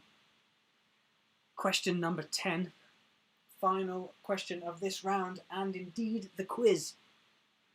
When Homer claims disability due to morbid obesity and is permitted to work from home in the episode King Size Homer, he struggles on his first day when trying to locate a specific key on his keyboard to boot up his computer. What key is it? So in the episode King Size Homer, Homer gains shitloads of weight and is able to claim disability and work from home due to morbid obesity. He struggles on his first day when trying to locate a specific key on his keyboard to boot up his computer. What key is it? That is the final question of the quiz, my friends.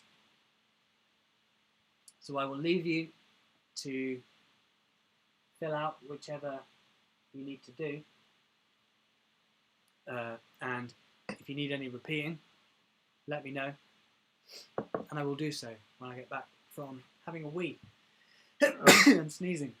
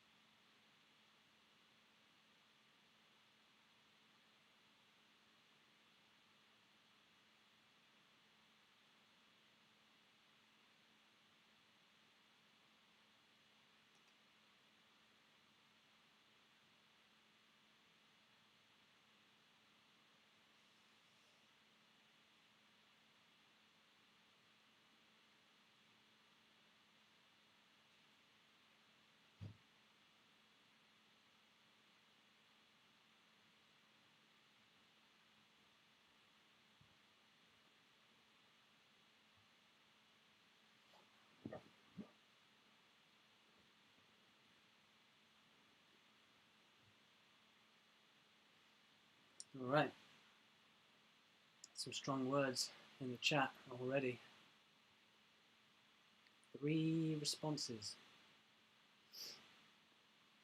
I will give you time to get the rest of them in.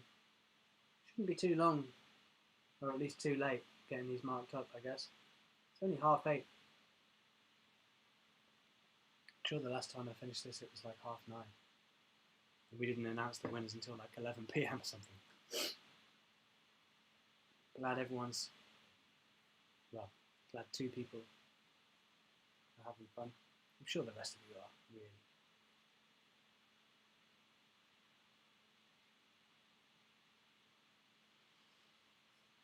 And now we play the waiting game. The waiting game sucks. Let's play Hungry Hungry Hippos.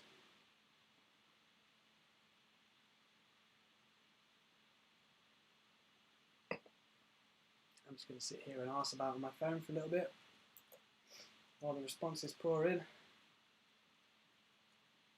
And then, once people are done, I'll mark up, or at least I will start to mark up, and I'll say, come back in, I don't know, an hour? I don't know how long it took last time. Do you remember? Was it like half an hour, 45 minutes or something last time it took to mark up? Yeah. Also, it's only 4 rounds. It should be pretty easy. It should only take half an hour. So, I'll let you know pretty soon when to come back. Or at least, if you want to just stay logged in and watching me scratch my chin thoughtfully at people's answers while listening to some instrumental hip-hop, you're more than welcome to do that.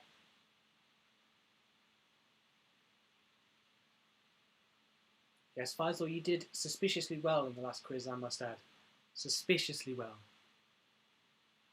You were the only person who, in the last quiz, got the answer right for the sour lemon candy at the candy convention. The scientific name for it, 77X42, which I thought only I would have known. But you knew it. Suspicious. But nevertheless, I conceded and accepted that you were right. My watchful eye is on you now. If you cheated that quiz, so help me God, I will come to your house and have a good time.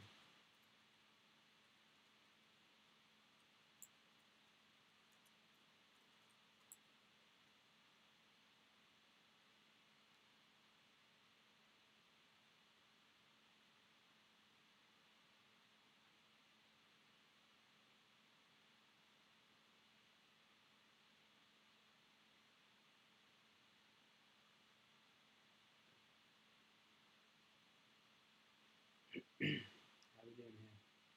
5 responses in. I don't actually know how many people have took place.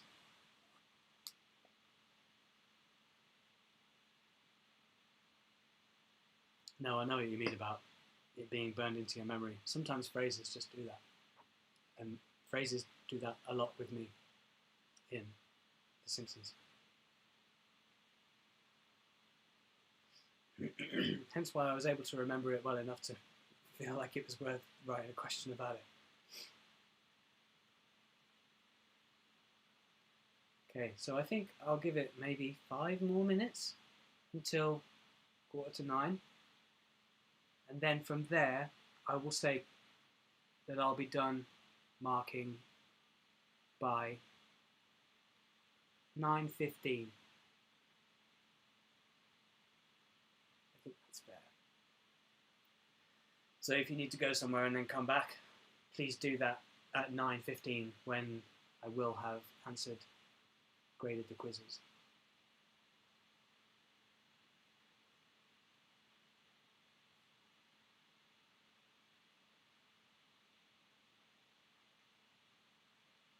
So far we've got Amy, Liam, Lewis, Josh Goldsmith and Faisal.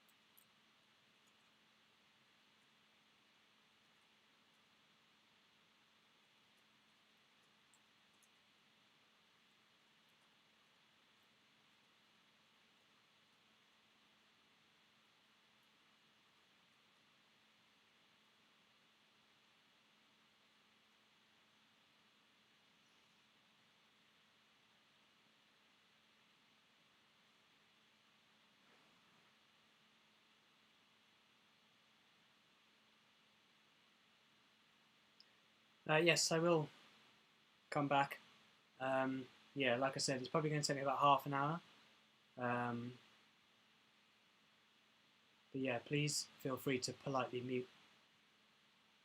I will be back at 9:15, so in just over half an hour.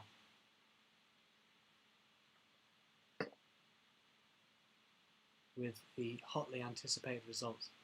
But until then, I will just be sitting here listening to music and grading.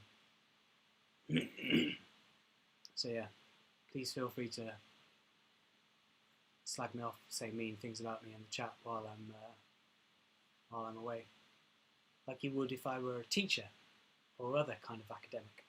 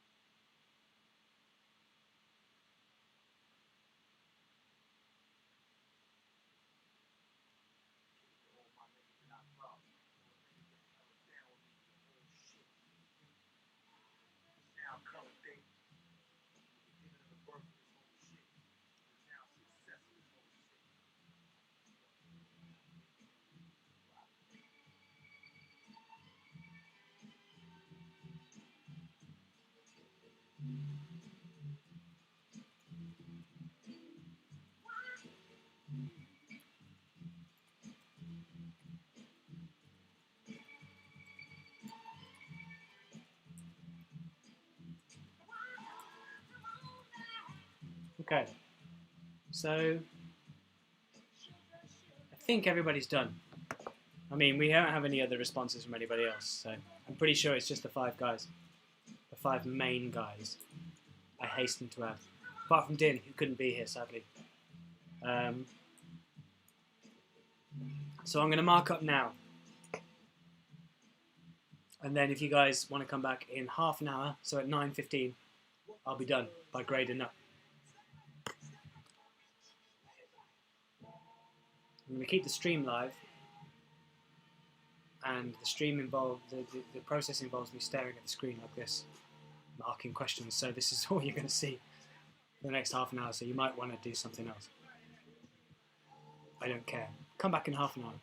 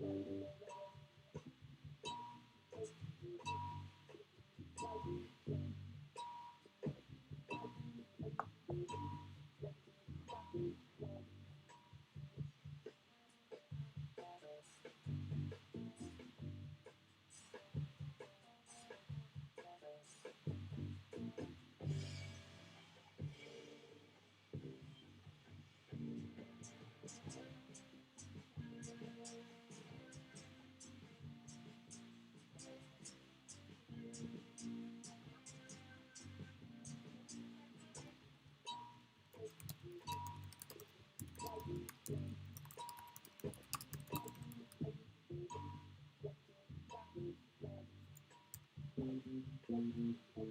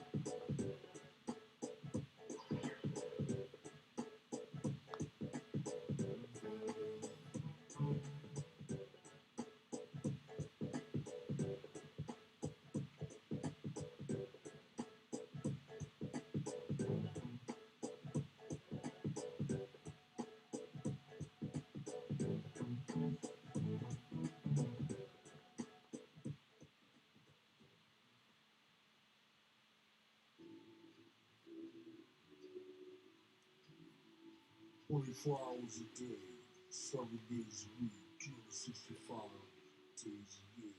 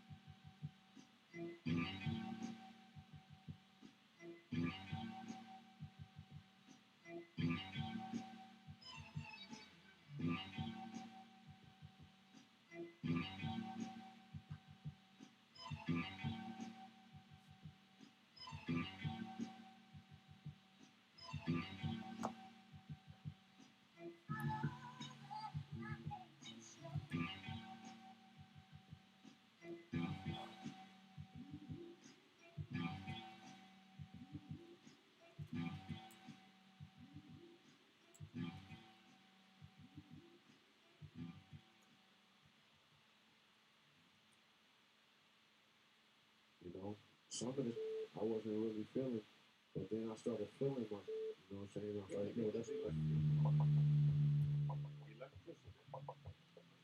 All the energy you want, all the service you need.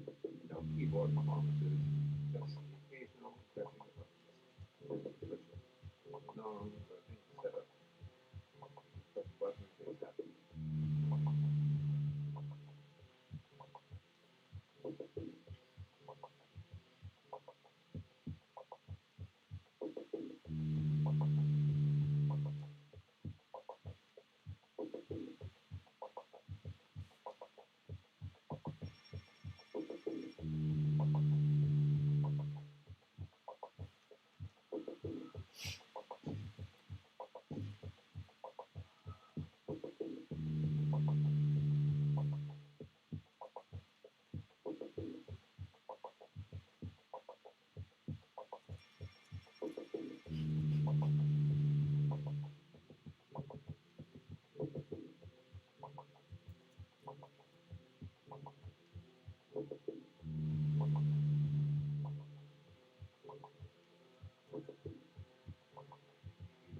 Some of it I wasn't really feeling, but then I started feeling my, you know what I'm saying? I was like, yo, that's fat. Say,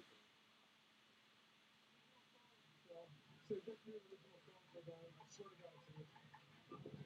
You tell everybody in your neighborhood that my songs are worth a time. I tell everybody in my neighborhood, you go get your gun. So get the original song for that. Let's go.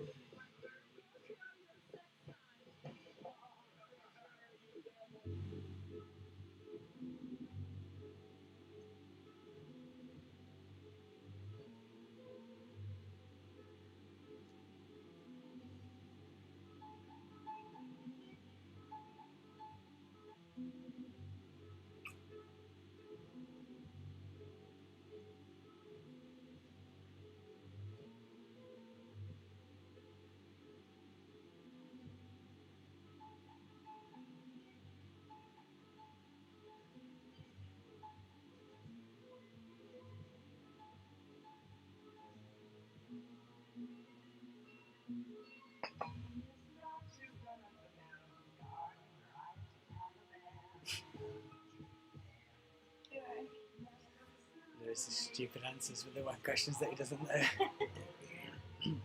Naming these two characters Billy Big Bollocks and Tracy Emin. Lewis, you clown.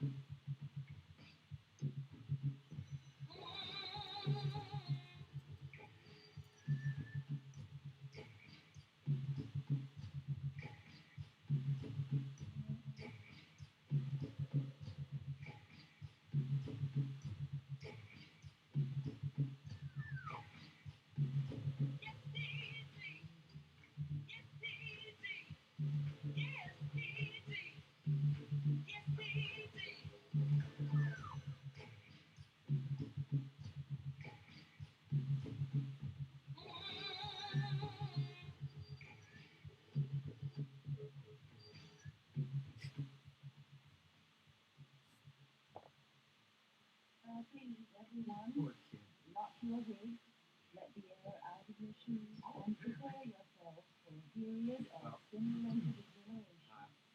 Everybody ready? Let's get into it for our light night period.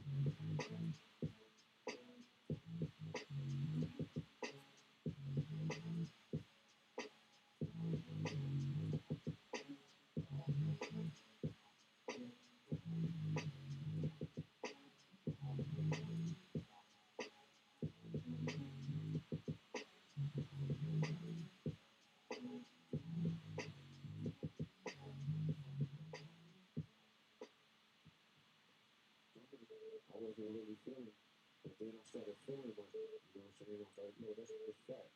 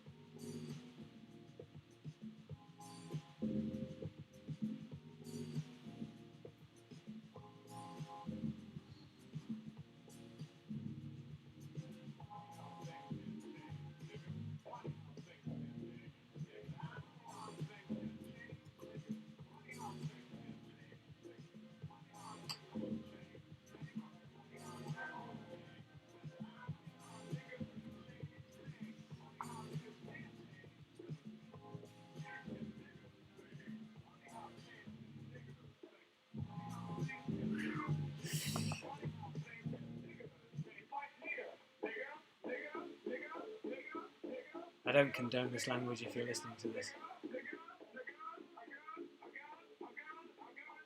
Obviously, because I'm white.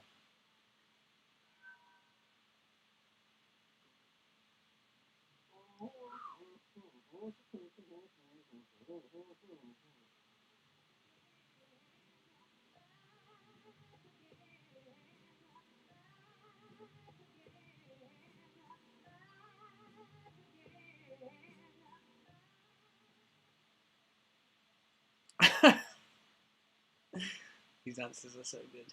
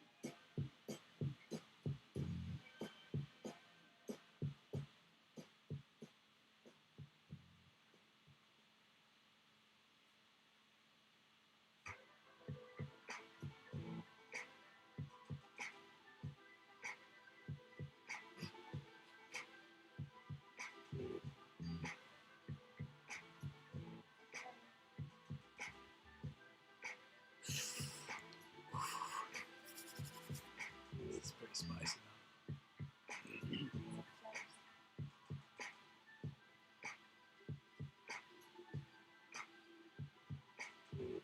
Very.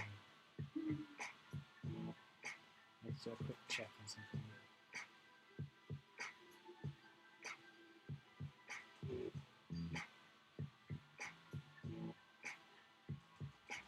Start to shake me.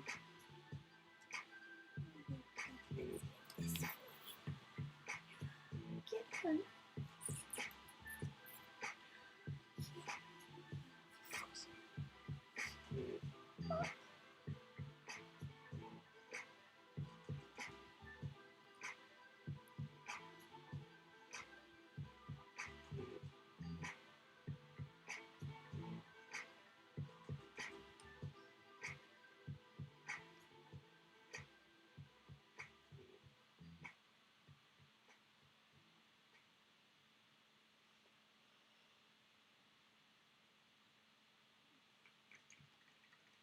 Ladies and gentlemen, you heard part one. Now, part two, are you ready? Do you want to hear?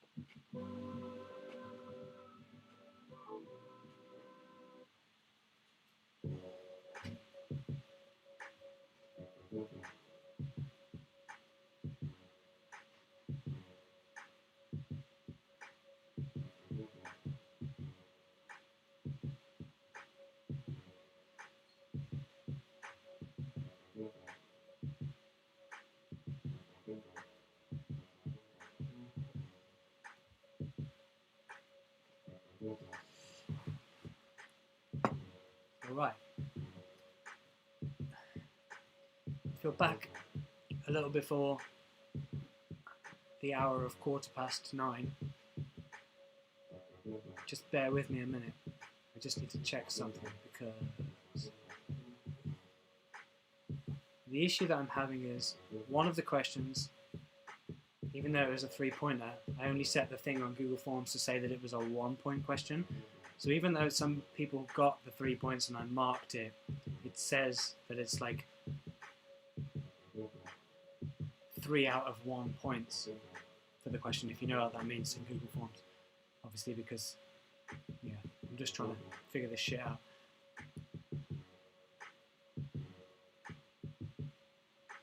Yeah, okay, so it's not, okay. Give me a couple of minutes and I'll be done. I'm very close.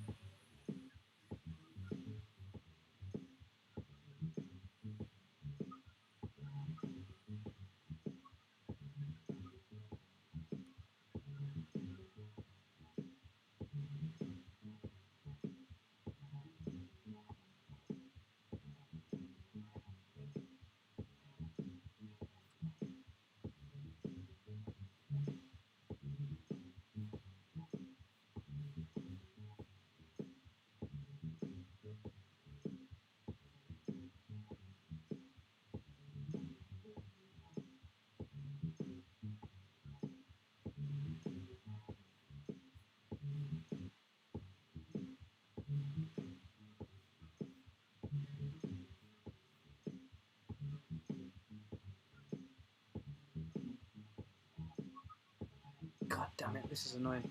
What's that? Well, hang on, I'm just trying to figure this out. It's a bit weird.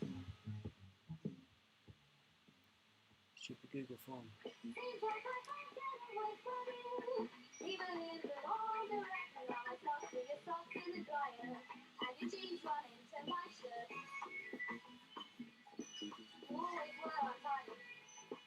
That's what it is. What the fuck?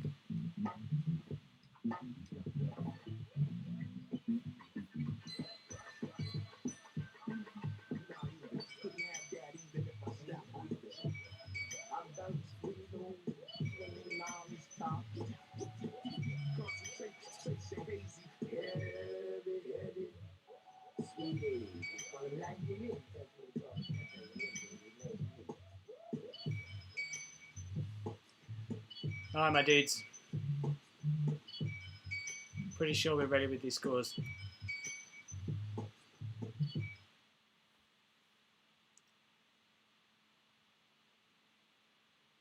A very brief moment of your time, and then I'll crack on.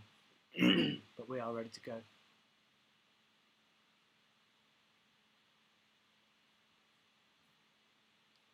Basically.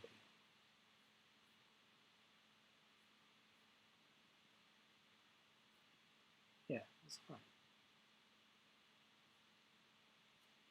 Alright, so I just need to write these down in order.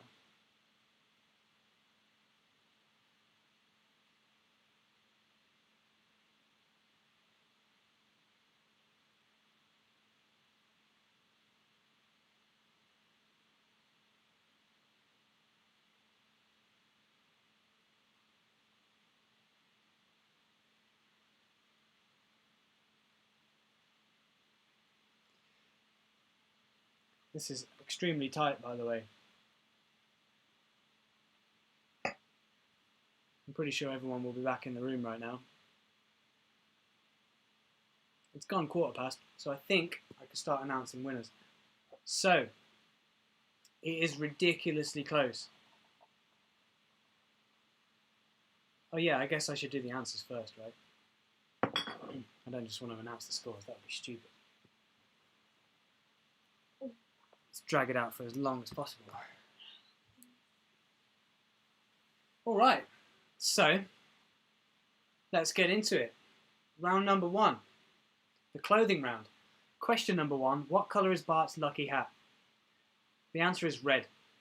That was a very easy opener to the quiz. Hopefully you got that one right. I think most people did. Question number 2.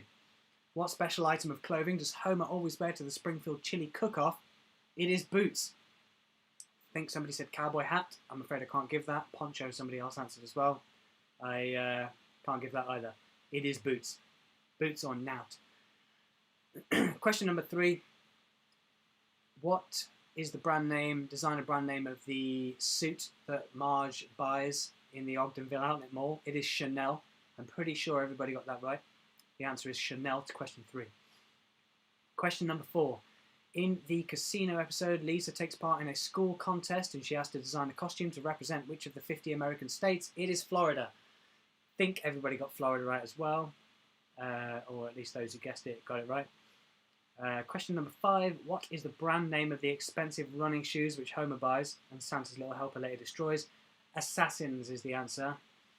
I think 4 out of 5 maybe got that right. Question 6. In Lisa on Ice, Lisa fakes a snowball fight to draw Bart out of the house and he's mocked for his pajamas. What is the design motif on his pajamas? It is cowboys. So hats, guns, spurred boots, sheriff badges. If you wrote any of that kind of ilk of stuff, I think most people got it. Who got it right, got it pretty much on the money. It's cowboys.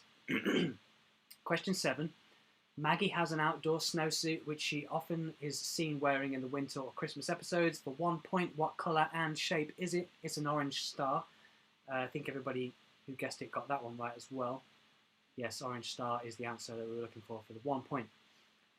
Question 8. When Bart discovers he is a couple of inches too short to be considered for the role of Fallout Boy in Radioactive Man, he attempts to return the following day with an outfit to make him look taller. Name 2 of the 3 significant items.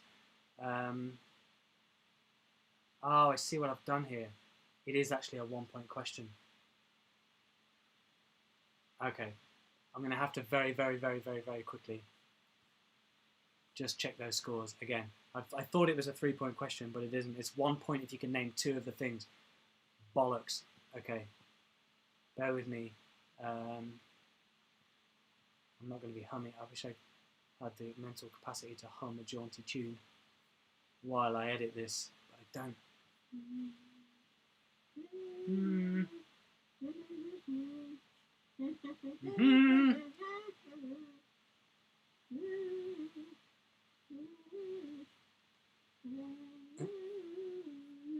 What are you humming?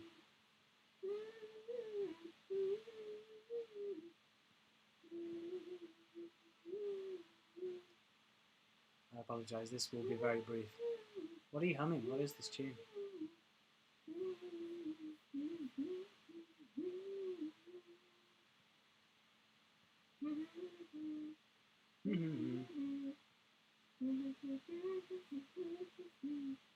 Oh, it's Avril Lavigne.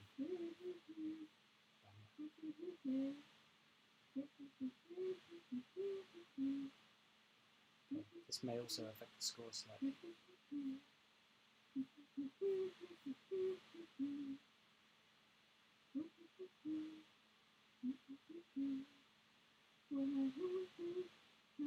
Okay, so the scores have now been altered accordingly. Let me just check that the order is still correct.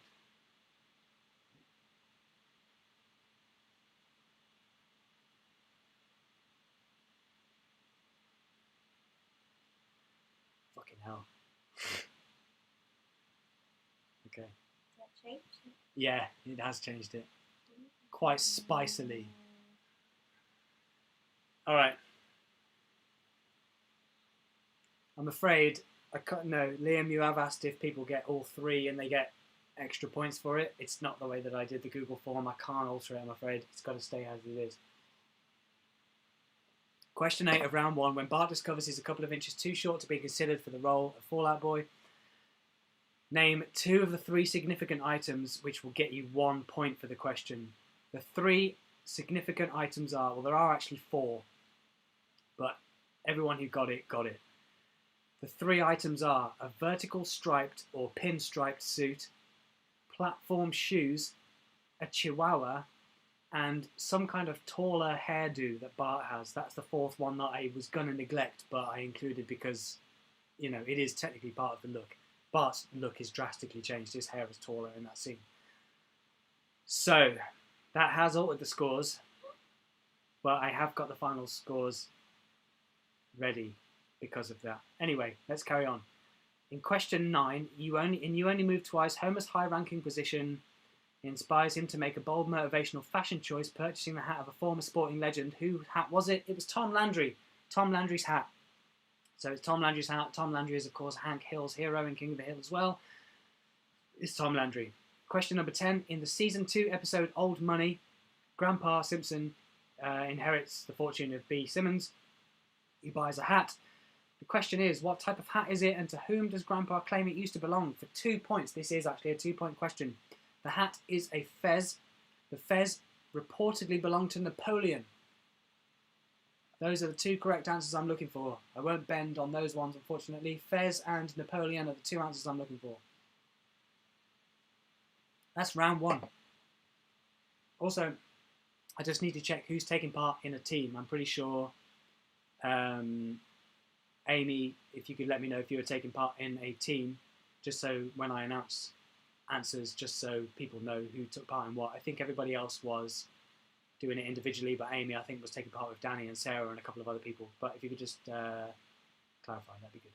Round number 2, the winter and Christmas round. In question number 1, in Simpsons Roasting on an Open Fire, what do Bart and Lisa each say they want for Christmas? That's a 2-point question. Bart wants a tattoo.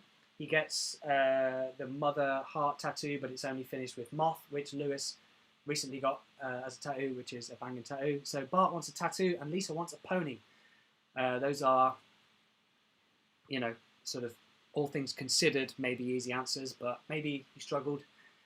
Either way, Bart wants a tattoo and Lisa wants a pony. Question number 2. In the same episode, where before Homer and Bart decide to bet on Santa's Little Helper, they were originally going to bet on Barney's choice. What was the name of the dog?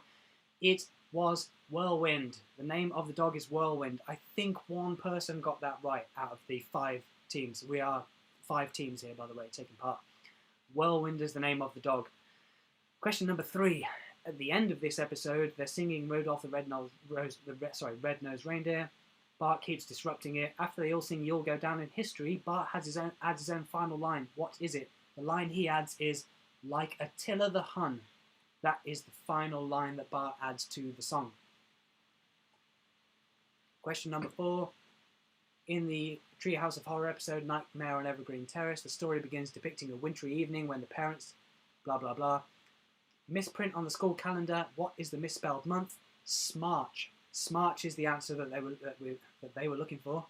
The quiz gods, me. I was looking for the answer Smarch. That's question number 4. Question 5. In Homer's Phobia, according to John, what do they call Santa Claus in Japan and where does he live?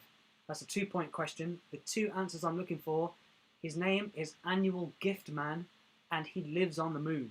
So moon and Annual Gift Man. Those are the 2 answers to question number 5. Question 6. In the season 7 Christmas episode, Marge Be Not Proud, what festive grocery item does Homer stock up on, filling the entire fridge? Eggnog. Of course it's eggnog. Pretty sure everybody got it. It's eggnog. Only 30 sweet noggy days until the government takes it back away from us again. Eggnog is the answer. Question 7 in the same episode. What is the name of the supermarket where Bart steals Bone Storm and the Simpsons later visit to have their family photograph taken? Try and Save. I think everybody got that one right as well, or the majority of people got that right. Try and Save is the answer. Question 8, same episode once again. After being caught stealing, Bart has a grim fantasy about a future Christmas in Juvenile Hall. Can you name all 3 gifts which we see issued to Jimbo, Nelson and Bart? 3 points, 1 for each. This is a difficult one. I'm pretty sure one team got all 3 of these correct to the letter as well. Not even like vaguely, they got it bang on right, which is fucking great. The 3 answers that we're looking for: a March 8th newspaper. Newspaper would have been acceptable, but one team got it right. March 8th newspaper, a book of carpet samples, and a soiled wig. Those are the 3 items. Bart received a soiled wig in place of the bicycle that he was wanting, and then Jimbo and Nelson get March 8th newspaper and book of carpet samples. Team who got that right, you know who you are. Big ups for that. Question 9, name the character. The character is Don Brodka. A couple of people, I think, were in the ballpark of it, and I said that it was obviously, you know, lenient. It's a kind of Eastern European sounding name. you were pretty much on the money with like Don Broker or whatever it is that people said. Don Broker is the actual name. Question 10, in Bart Gets an F. Unexpected snow day forces schools and businesses to close, blah, blah, blah. At the end of the scene, all of the people of Springfield join hands and sing a Christmas song together. What song is it? Walking in a Winter Wonderland. I think 2 of the 5 got that. Walking in a Winter Wonderland is what we're after. Question 11, at the end of Dracula Story in the Treehouse of Horror 4 episode, family hums Hark the Herald Angels Sing as the snow falls, and it's a direct parody of a beloved Christmas film from the 70s, 1973. It's a Charlie Brown Christmas. Milhouse is playing the piano like Schroeder, and Santa's Little Helper is dancing frivolously on top of the piano like Snoopy. It's an exact parody of that scene, or, you know, it's a direct reference. Question 12. In Homer's commercial for his Mr. Plow business, there's a fictional plot which the family are plagued by a character played by Grandpa. Who is that character? 1, I think, of the 5 teams got this right. It's Old Man Winter. Quite a few of you said Jack Frost, and I'm afraid I couldn't accept that. Old Man Winter is pretty much the definitive answer. Question 13. In the Season 9 episode Miracle on Evergreen Terrace, when Bart and Lisa are sitting by the Christmas tree trying to guess each other's gifts, what does Bart accurately predict is inside Lisa's? It's a yellow sweater. Some of you said sweater or jumper. I will accept that. Yellow sweater obviously is the definitive perfect answer, but I would have taken sweater or jumper, so big up if you got that. Question 14, at the end of the same episode, after being exposed as frauds, Simpson home is raided and stripped of all their possessions except for one thing. What is it? It's a washcloth. I think somebody said towel or dishcloth. I took that. That's completely fine. Washcloth is, you know, the answer in the episode. But yeah, towel or dishcloth, absolutely fine. Rag would have been fine. I don't think anyone said rag. 15, name the characters. This is a 2-point question. The 2 characters are called Patches and Poor Violet. Patches and Poor Violet. Those are the 2 characters. If you got 1, you got 1 point. If you get 2, you get 2 points. That's how maths works. Round number 3 is the Ned Flanders round. Question number 1.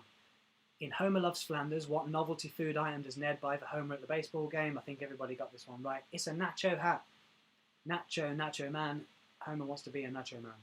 Question number 2. In Duffless, Homer attends the AA meeting. Ned solemnly recalls a memory of having a drink. He vows that it was his first and last what? It was a blackberry schnapps. I think somebody, maybe Lewis, said peach schnapps, which I've accepted as the correct answer. Schnapps is, you know, a fruit schnapps is pretty bang on. But yeah, blackberry schnapps is the correct answer. Any kind of schnapps would have got you the point. Question 3. In Hurricane Neddy, Ned has a meltdown and launches into a string of tirades aimed at specific friends when the poorly constructed house they built for him collapses to the ground. Among these outbursts, who does he call an ugly, hate-filled man? It's Mo. I think everybody got Mo. Everybody knows that Mo is an ugly, hate-filled man. Mo is the answer to question 3. Question 4. In the same episode, during his chat with Homer at the asylum, there's a breakthrough when Ned suddenly reveals he hates his parents. But before that, which institution does Ned say that he hates? It's the post office, ladies and gentlemen. The post office is the answer. I think everybody got that one right too. I think. Sorry. It feels bad now if I say, oh yeah, I think everybody got it right, and someone's like, oh, I didn't. Which is sad. I'm sorry if you didn't. It's the post office. Question 5. At the beginning of when Flanders fails, Ned announces at his barbecue he's quitting his job to pursue his dream of opening a left-handed store. What is the career he's leaving behind? Now, I think maybe only 1 or 2 people got this right. 1 at least. It's the pharmaceutical business, or pharmacy, or pharmacist. Ned used to work for the pharmaceutical business, and he's leaving it all behind to start his left-handed store. Question 6. I'm exhausted. When Lisa gets bubblegum stuck in her hair, what does Ned suggest is the best way to get it out? The answer, definitively in the episode, is freeze it with ice and hit it with a hammer. I think somebody may have said just hit it with a hammer. Another person might have said just freeze it, or maybe even just ice. I think I gave the point for anything that was pretty much, you know, if he said ice, freeze, hammer, that would have got you the point. So congrats if you got it. Question 7. When Santa's little helper runs amok in the school vents, Chalmers fires Skinner, Ned replaces him as principal. Chalmers fires Ned for one specific incident. What is it? It is that Ned announces a prayer over the PA system because Chalmers says God has no place within these walls, just like facts have no place within organised religion, which is a really good quote. Yeah, Ned announces a prayer over the PA system. So if you said anything to do with like Ned being religious, I guess it's kind of obvious in hindsight, but yeah, you would have got the point for that. Question 8. When Rod and Todd overhear Homer swearing, Ned challenges Homer to cut back on the bad language with a swear jar. What does Ned promise to do in return for the gesture? The answer is Ned promises and delivers on shaving his mustache. Ned shaves his mustache, or the soup strainer, as he calls it in that episode. Question number 9. What does Ned sing to himself when he's ejected from his own bomb shelter and left to die in Bart's comet? The answer is Que sera, sera. I think somebody had said just whatever will be, which is completely fine because, you know, you've got the song. So, yeah, Que sera, sera is the answer. Question number 10. In Lisa the Vegetarian, Homer is annoyed that Ned didn't invite him to the Flanders family barbecue. Ned introduces Homer to 2 of the family members. Can you name them? Clue, they both have foreign accents. Now, the correct answers for 2 points each, Jose Flanders and Lord Thistlewick Flanders. One person got both of those right. Massive, massive kudos, because that's a difficult question. Somebody else answered not the correct names, but the things that both of the characters say, which is Jose Flanders says Buenas diddly ding dong dias, and Lord Thistlewick Flanders, when prompted by Ned, says googly doogly. And somebody got both of those right, so I think I gave 1 or maybe if not 2 points for that, just because it was you know, it was on the money. Question number 4, round number 4, the final round, the lockdown round. Question 1. In Bart of Darkness, Bart is confined to his bedroom for the whole summer after breaking his leg. Lisa discovers Bart has been getting creative in his isolation. What's he been doing? He's been writing a play. And then later on in the episode, he reads Lisa some of the play. He says, kippers for breakfast, Aunt Helga. Is it St. Swithin's Day already? So yeah, what we needed is writing a play. A couple of people gave detail on the St. Swithin's Day quote. Kudos for that. But writing a play is the answer that we wanted. Question 2. When Mr. Burns builds and manages his own casino, he becomes isolated and deranged. Builds a model plane. What is the name of the plane? Of course, it is the Spruce Moose. I said hop in. It is the Spruce Moose. Pretty sure everybody got that one right. That's a banger. Yeah, Spruce Moose is the answer. Question number 3. What product, when shipped from Osaka, Japan to Springfield, transmits a lethal flu virus which engulfs the town in the episode Margin Chains? It's the juice loosener. A couple of people just said like orange juice machine or juice machine or something to that effect. If you said anything around orange juice machine or something like that, then you will have got the point for question number 3. Question 4. In the same episode, when the townspeople storm the hospital for a vaccine, one person becomes frantic trying to find the placebos, raiding the contents of a nearby truck. What contents of the truck does he eat? It's bees. Bees is the answer, because he says he eats the bees and then he says, I'm cured. I mean, ouch. So yeah, bees is the answer. Question 5. In Mountain of Madness, Burns and Homer go stir crazy after several avalanches engulf and trap them inside their cabin. What is the initial cause of the first avalanche? Clinking champagne glasses together. I think if some people were, you know, vaguely toasting or glasses, you know, obviously that will have got you the point. Clinking champagne glasses together. Question 6. In the Treehouse of Horror episode, The Shinning, when Burns is giving the Simpsons the tour of the estate, who or what unexpectedly comes out of the elevator? The answer is blood. I think most people got that right. Blood is the answer. Question number 7. In the same episode, Willie tells Bart that if he ever needs to contact him telepathically, Bart should never read his thoughts at a certain time. That's Willie's time. What time is it? And it is one specific hour of the day. One team or person got this right, and everybody else got it wrong. It is between 4 and 5. Willie's time is between 4 and 5. That is the time that you do not read Willie's thoughts. God knows what Willie is thinking about, but it is between 4 and 5. Question number 8. In Bart's Comet, when the townspeople cram into Ned's bomb shelter, tensions rise and Moe tries to ease the stress with a barnyard animal noise guessing game. Blah, blah, blah. What is the correct animal which Homer eventually guesses? The answer is a baby ox. Baby ox is the answer that we are looking for. I won't take anything else, I'm afraid. Not even ox, which I don't think people guessed. I think people either got it dead right or not right at all. Baby ox is the only answer. Question number 9. In Hurricane Neddy, a similar incident occurs when the Simpsons hole up in the basement and attempt to pass the time with a fun activity before shouting over one another and squabbling. What is the activity? It's a Rubik's Cube. It is a Rubik's Cube. What does Bart say? Something really obtuse, like spin the left side topwise, and like, No, or like counter. it's like topwise, and then somebody else says use your, oh yeah, using your main finger. That's another quote. Using your main finger, and then Bart says, turn the left side topwise. Topwise. So yeah, a Rubik's Cube is question 9. And then finally, a bit of a goof question for the question 10, the very last question. Homer claims disability in King Size Homer when he struggles on his first day trying to locate a specific key on his keyboard to boot up the computer. What key is it?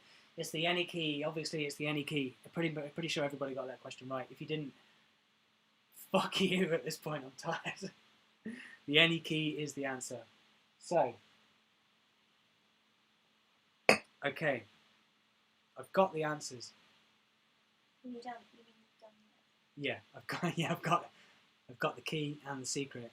I've got the scores here, and I'm just gonna quickly collate them into a way that allows me to read them out at convenience. God damn.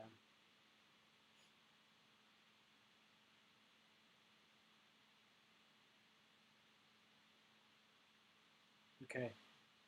So,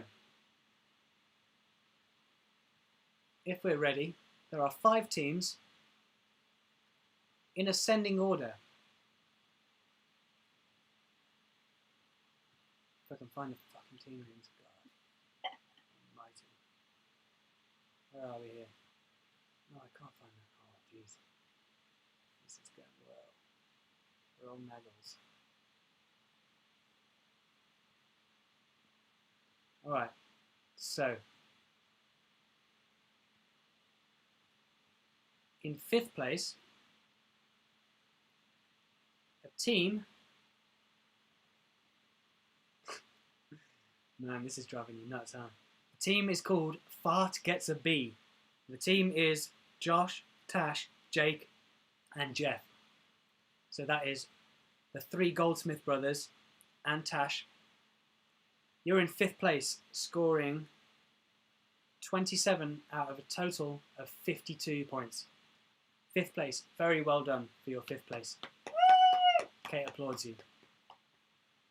In 4th place, the team known as Who Needs a Quiz Team Name I Do, which is Lewis, scored 33 points. Yay! 4th place is Lewis. Well done, my dude. In 3rd place, with 37 points out of 52, is the quiz person name known as the button to the stimulator. That's Liam. I'm so sorry, Liam. You were very confident that you'd aced it. 37 out of 52 earns you 3rd place. Oh. There's only 2 teams left. Those teams, hopefully, will know who they are. The teams are, left to announce, Jesus Christ, this fucking system is so slow. Halal Snack Bar, also known as Faisal, and the other team, Mangled Chanel Suit, which is Amy, Danny, and Sarah. This is fucking brutal. It's a tie. 43 points out of 52 for Faisal and Amy, and I haven't thought of a tiebreaker question. What? I didn't plan for this contingency, Oh my god. and now I need to do something. Faisal and Amy's team, Mangled Chanel Suit and Halal Snack Bar, are tied at 43 points. And I need to think of some kind of spicy tiebreaker question. It's got to be number based, because it's got to be like to the nearest something, hasn't it? Don't look at me.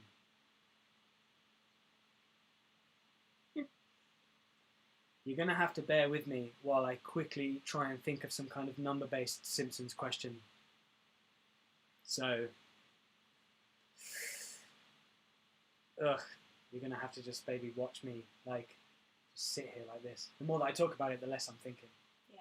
Maybe, Stop talking. maybe I'll have to leave the room. Do you want to leave them with something? Leave them with something. Like a memory. A damn memory. Remember that time a couple of seconds ago? I'm going to go think of a question, and I'll be back in a minute.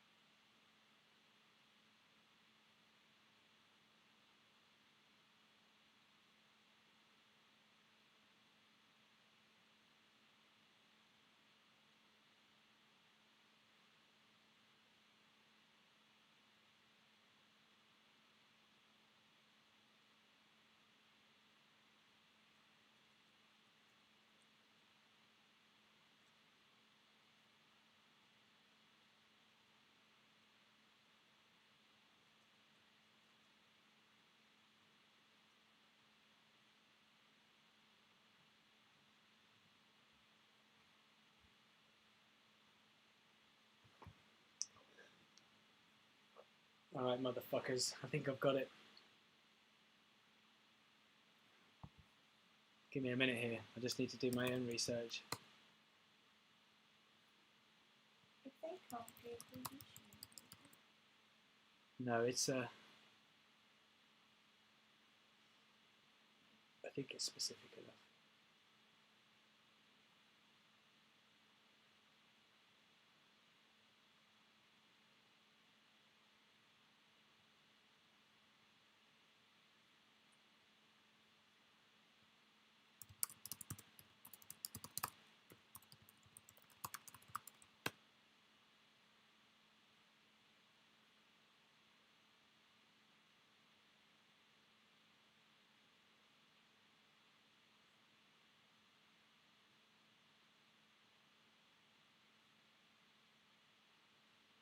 I've got to think of a way to kind of phrase this question.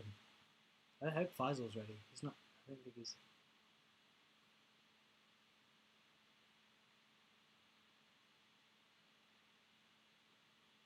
Yes, you are in the chat. Hopefully Faisal is still in the chat as well. All right, okay. I will take... I think messages, maybe. If you both message me the answer, and I'll do it. What medium? What medium? Messenger. Yeah, if you both WhatsApp me the answer that you think is right, please don't Google it. But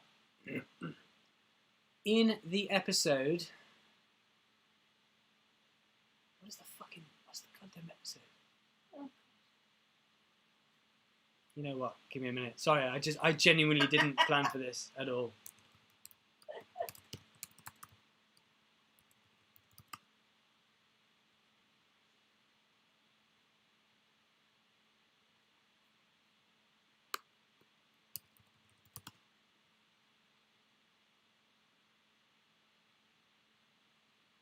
Right.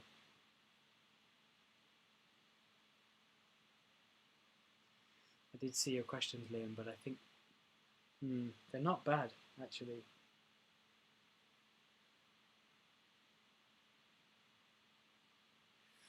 Maybe that's a better one.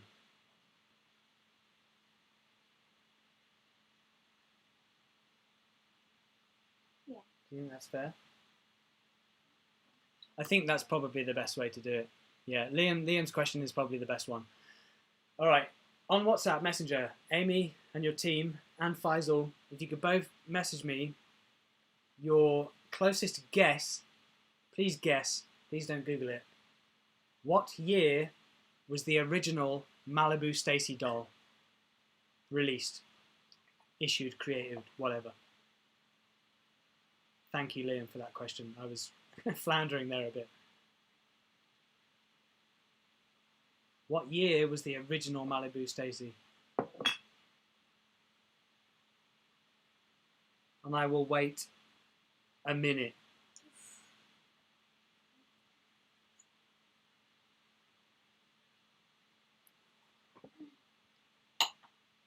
It's hard to do this. I'm good, yeah, thanks.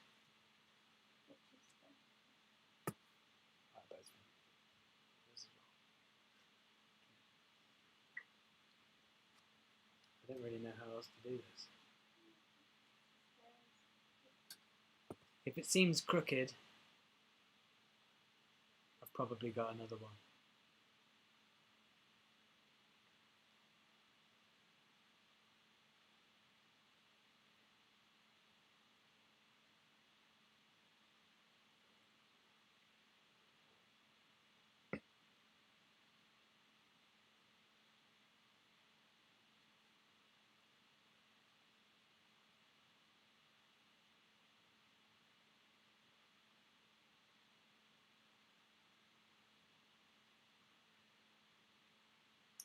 I am still waiting for at least one answer.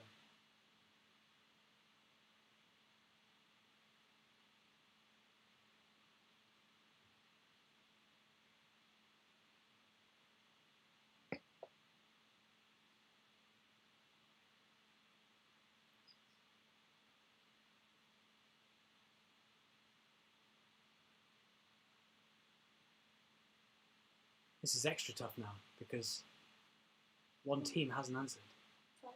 Yeah. Sure. Did he? But he's not been active in the chat for a while. No. Is he home now? He's asleep.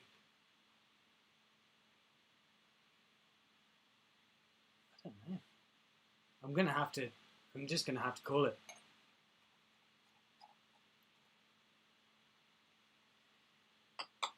Amy's team, I don't know whether you guessed it or whether you did a sly, let's give a year that's very close in an attempt to make it look like we didn't Google it. But the answer is 1958 and you guessed 1959. With no answer from Faisal, I've got to declare you the winners. So, well done. Huge congrats. That's the end of the quiz. That's 3 hours of your life you'll never get back. I don't know what else to tell you. Faisal, man.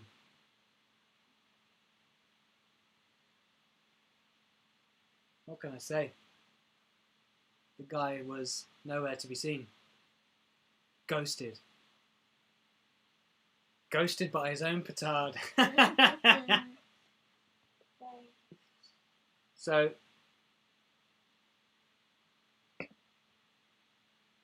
Danny, Sarah, Amy, congratulations, man. Smashed the quiz. With 44, I guess, that gives you an extra point out of 52. It's pretty high ranking. I'll release the scores via email. Now, I guess. Anything better to do. Ugh.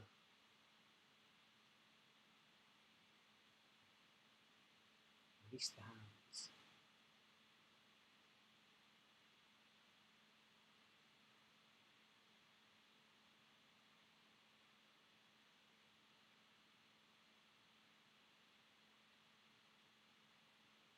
I've received some insider intel knowledge that the year actually is 1959 and the winning team actually guessed it bang on.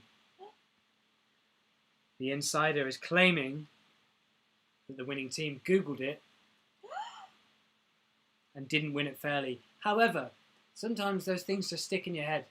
Faisal, wherever he is, rest in peace, did say that when he guessed the lemon sour candy episode, science reference bollocks, correctly, the 77X42, that it was just in his memory.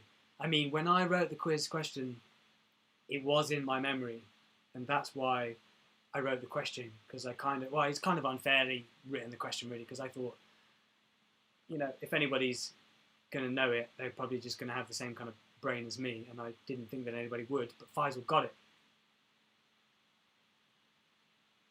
However, some people just know that shit. Unfortunately, you could be a bit of Betty all your life. But the fact of the matter is, they got it right. And also they won, really. I mean, they were going to be the winning team pretty much anyway. They could have guessed any year, turns out, because Faisal didn't submit an answer.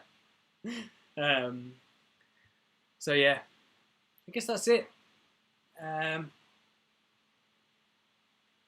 don't really want to draw you with Simpsons characters because I don't like doing that at all.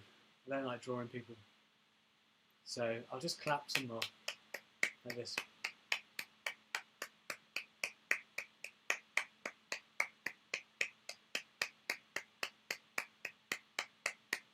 Stop. Please. Well done. You won the quiz. And that's going to be the end of the stream, I think. Thank you very much for taking part. The 5 teams in total, probably about maybe 10 people. Very much appreciated. Hope you had fun. Because I did. Even if it looked like I wasn't having fun. It took me a long time to write the quiz. So you should be grateful, really, that I lent all this time, not just to curating this fun evening of 3 hours, but the time that I put in before. And you're very welcome, and I hope you have a great rest of the lockdown, which is not very long, and that we can all see each other again soon. Isn't that a nice way to end the stream? Thanks very much. Goodbye.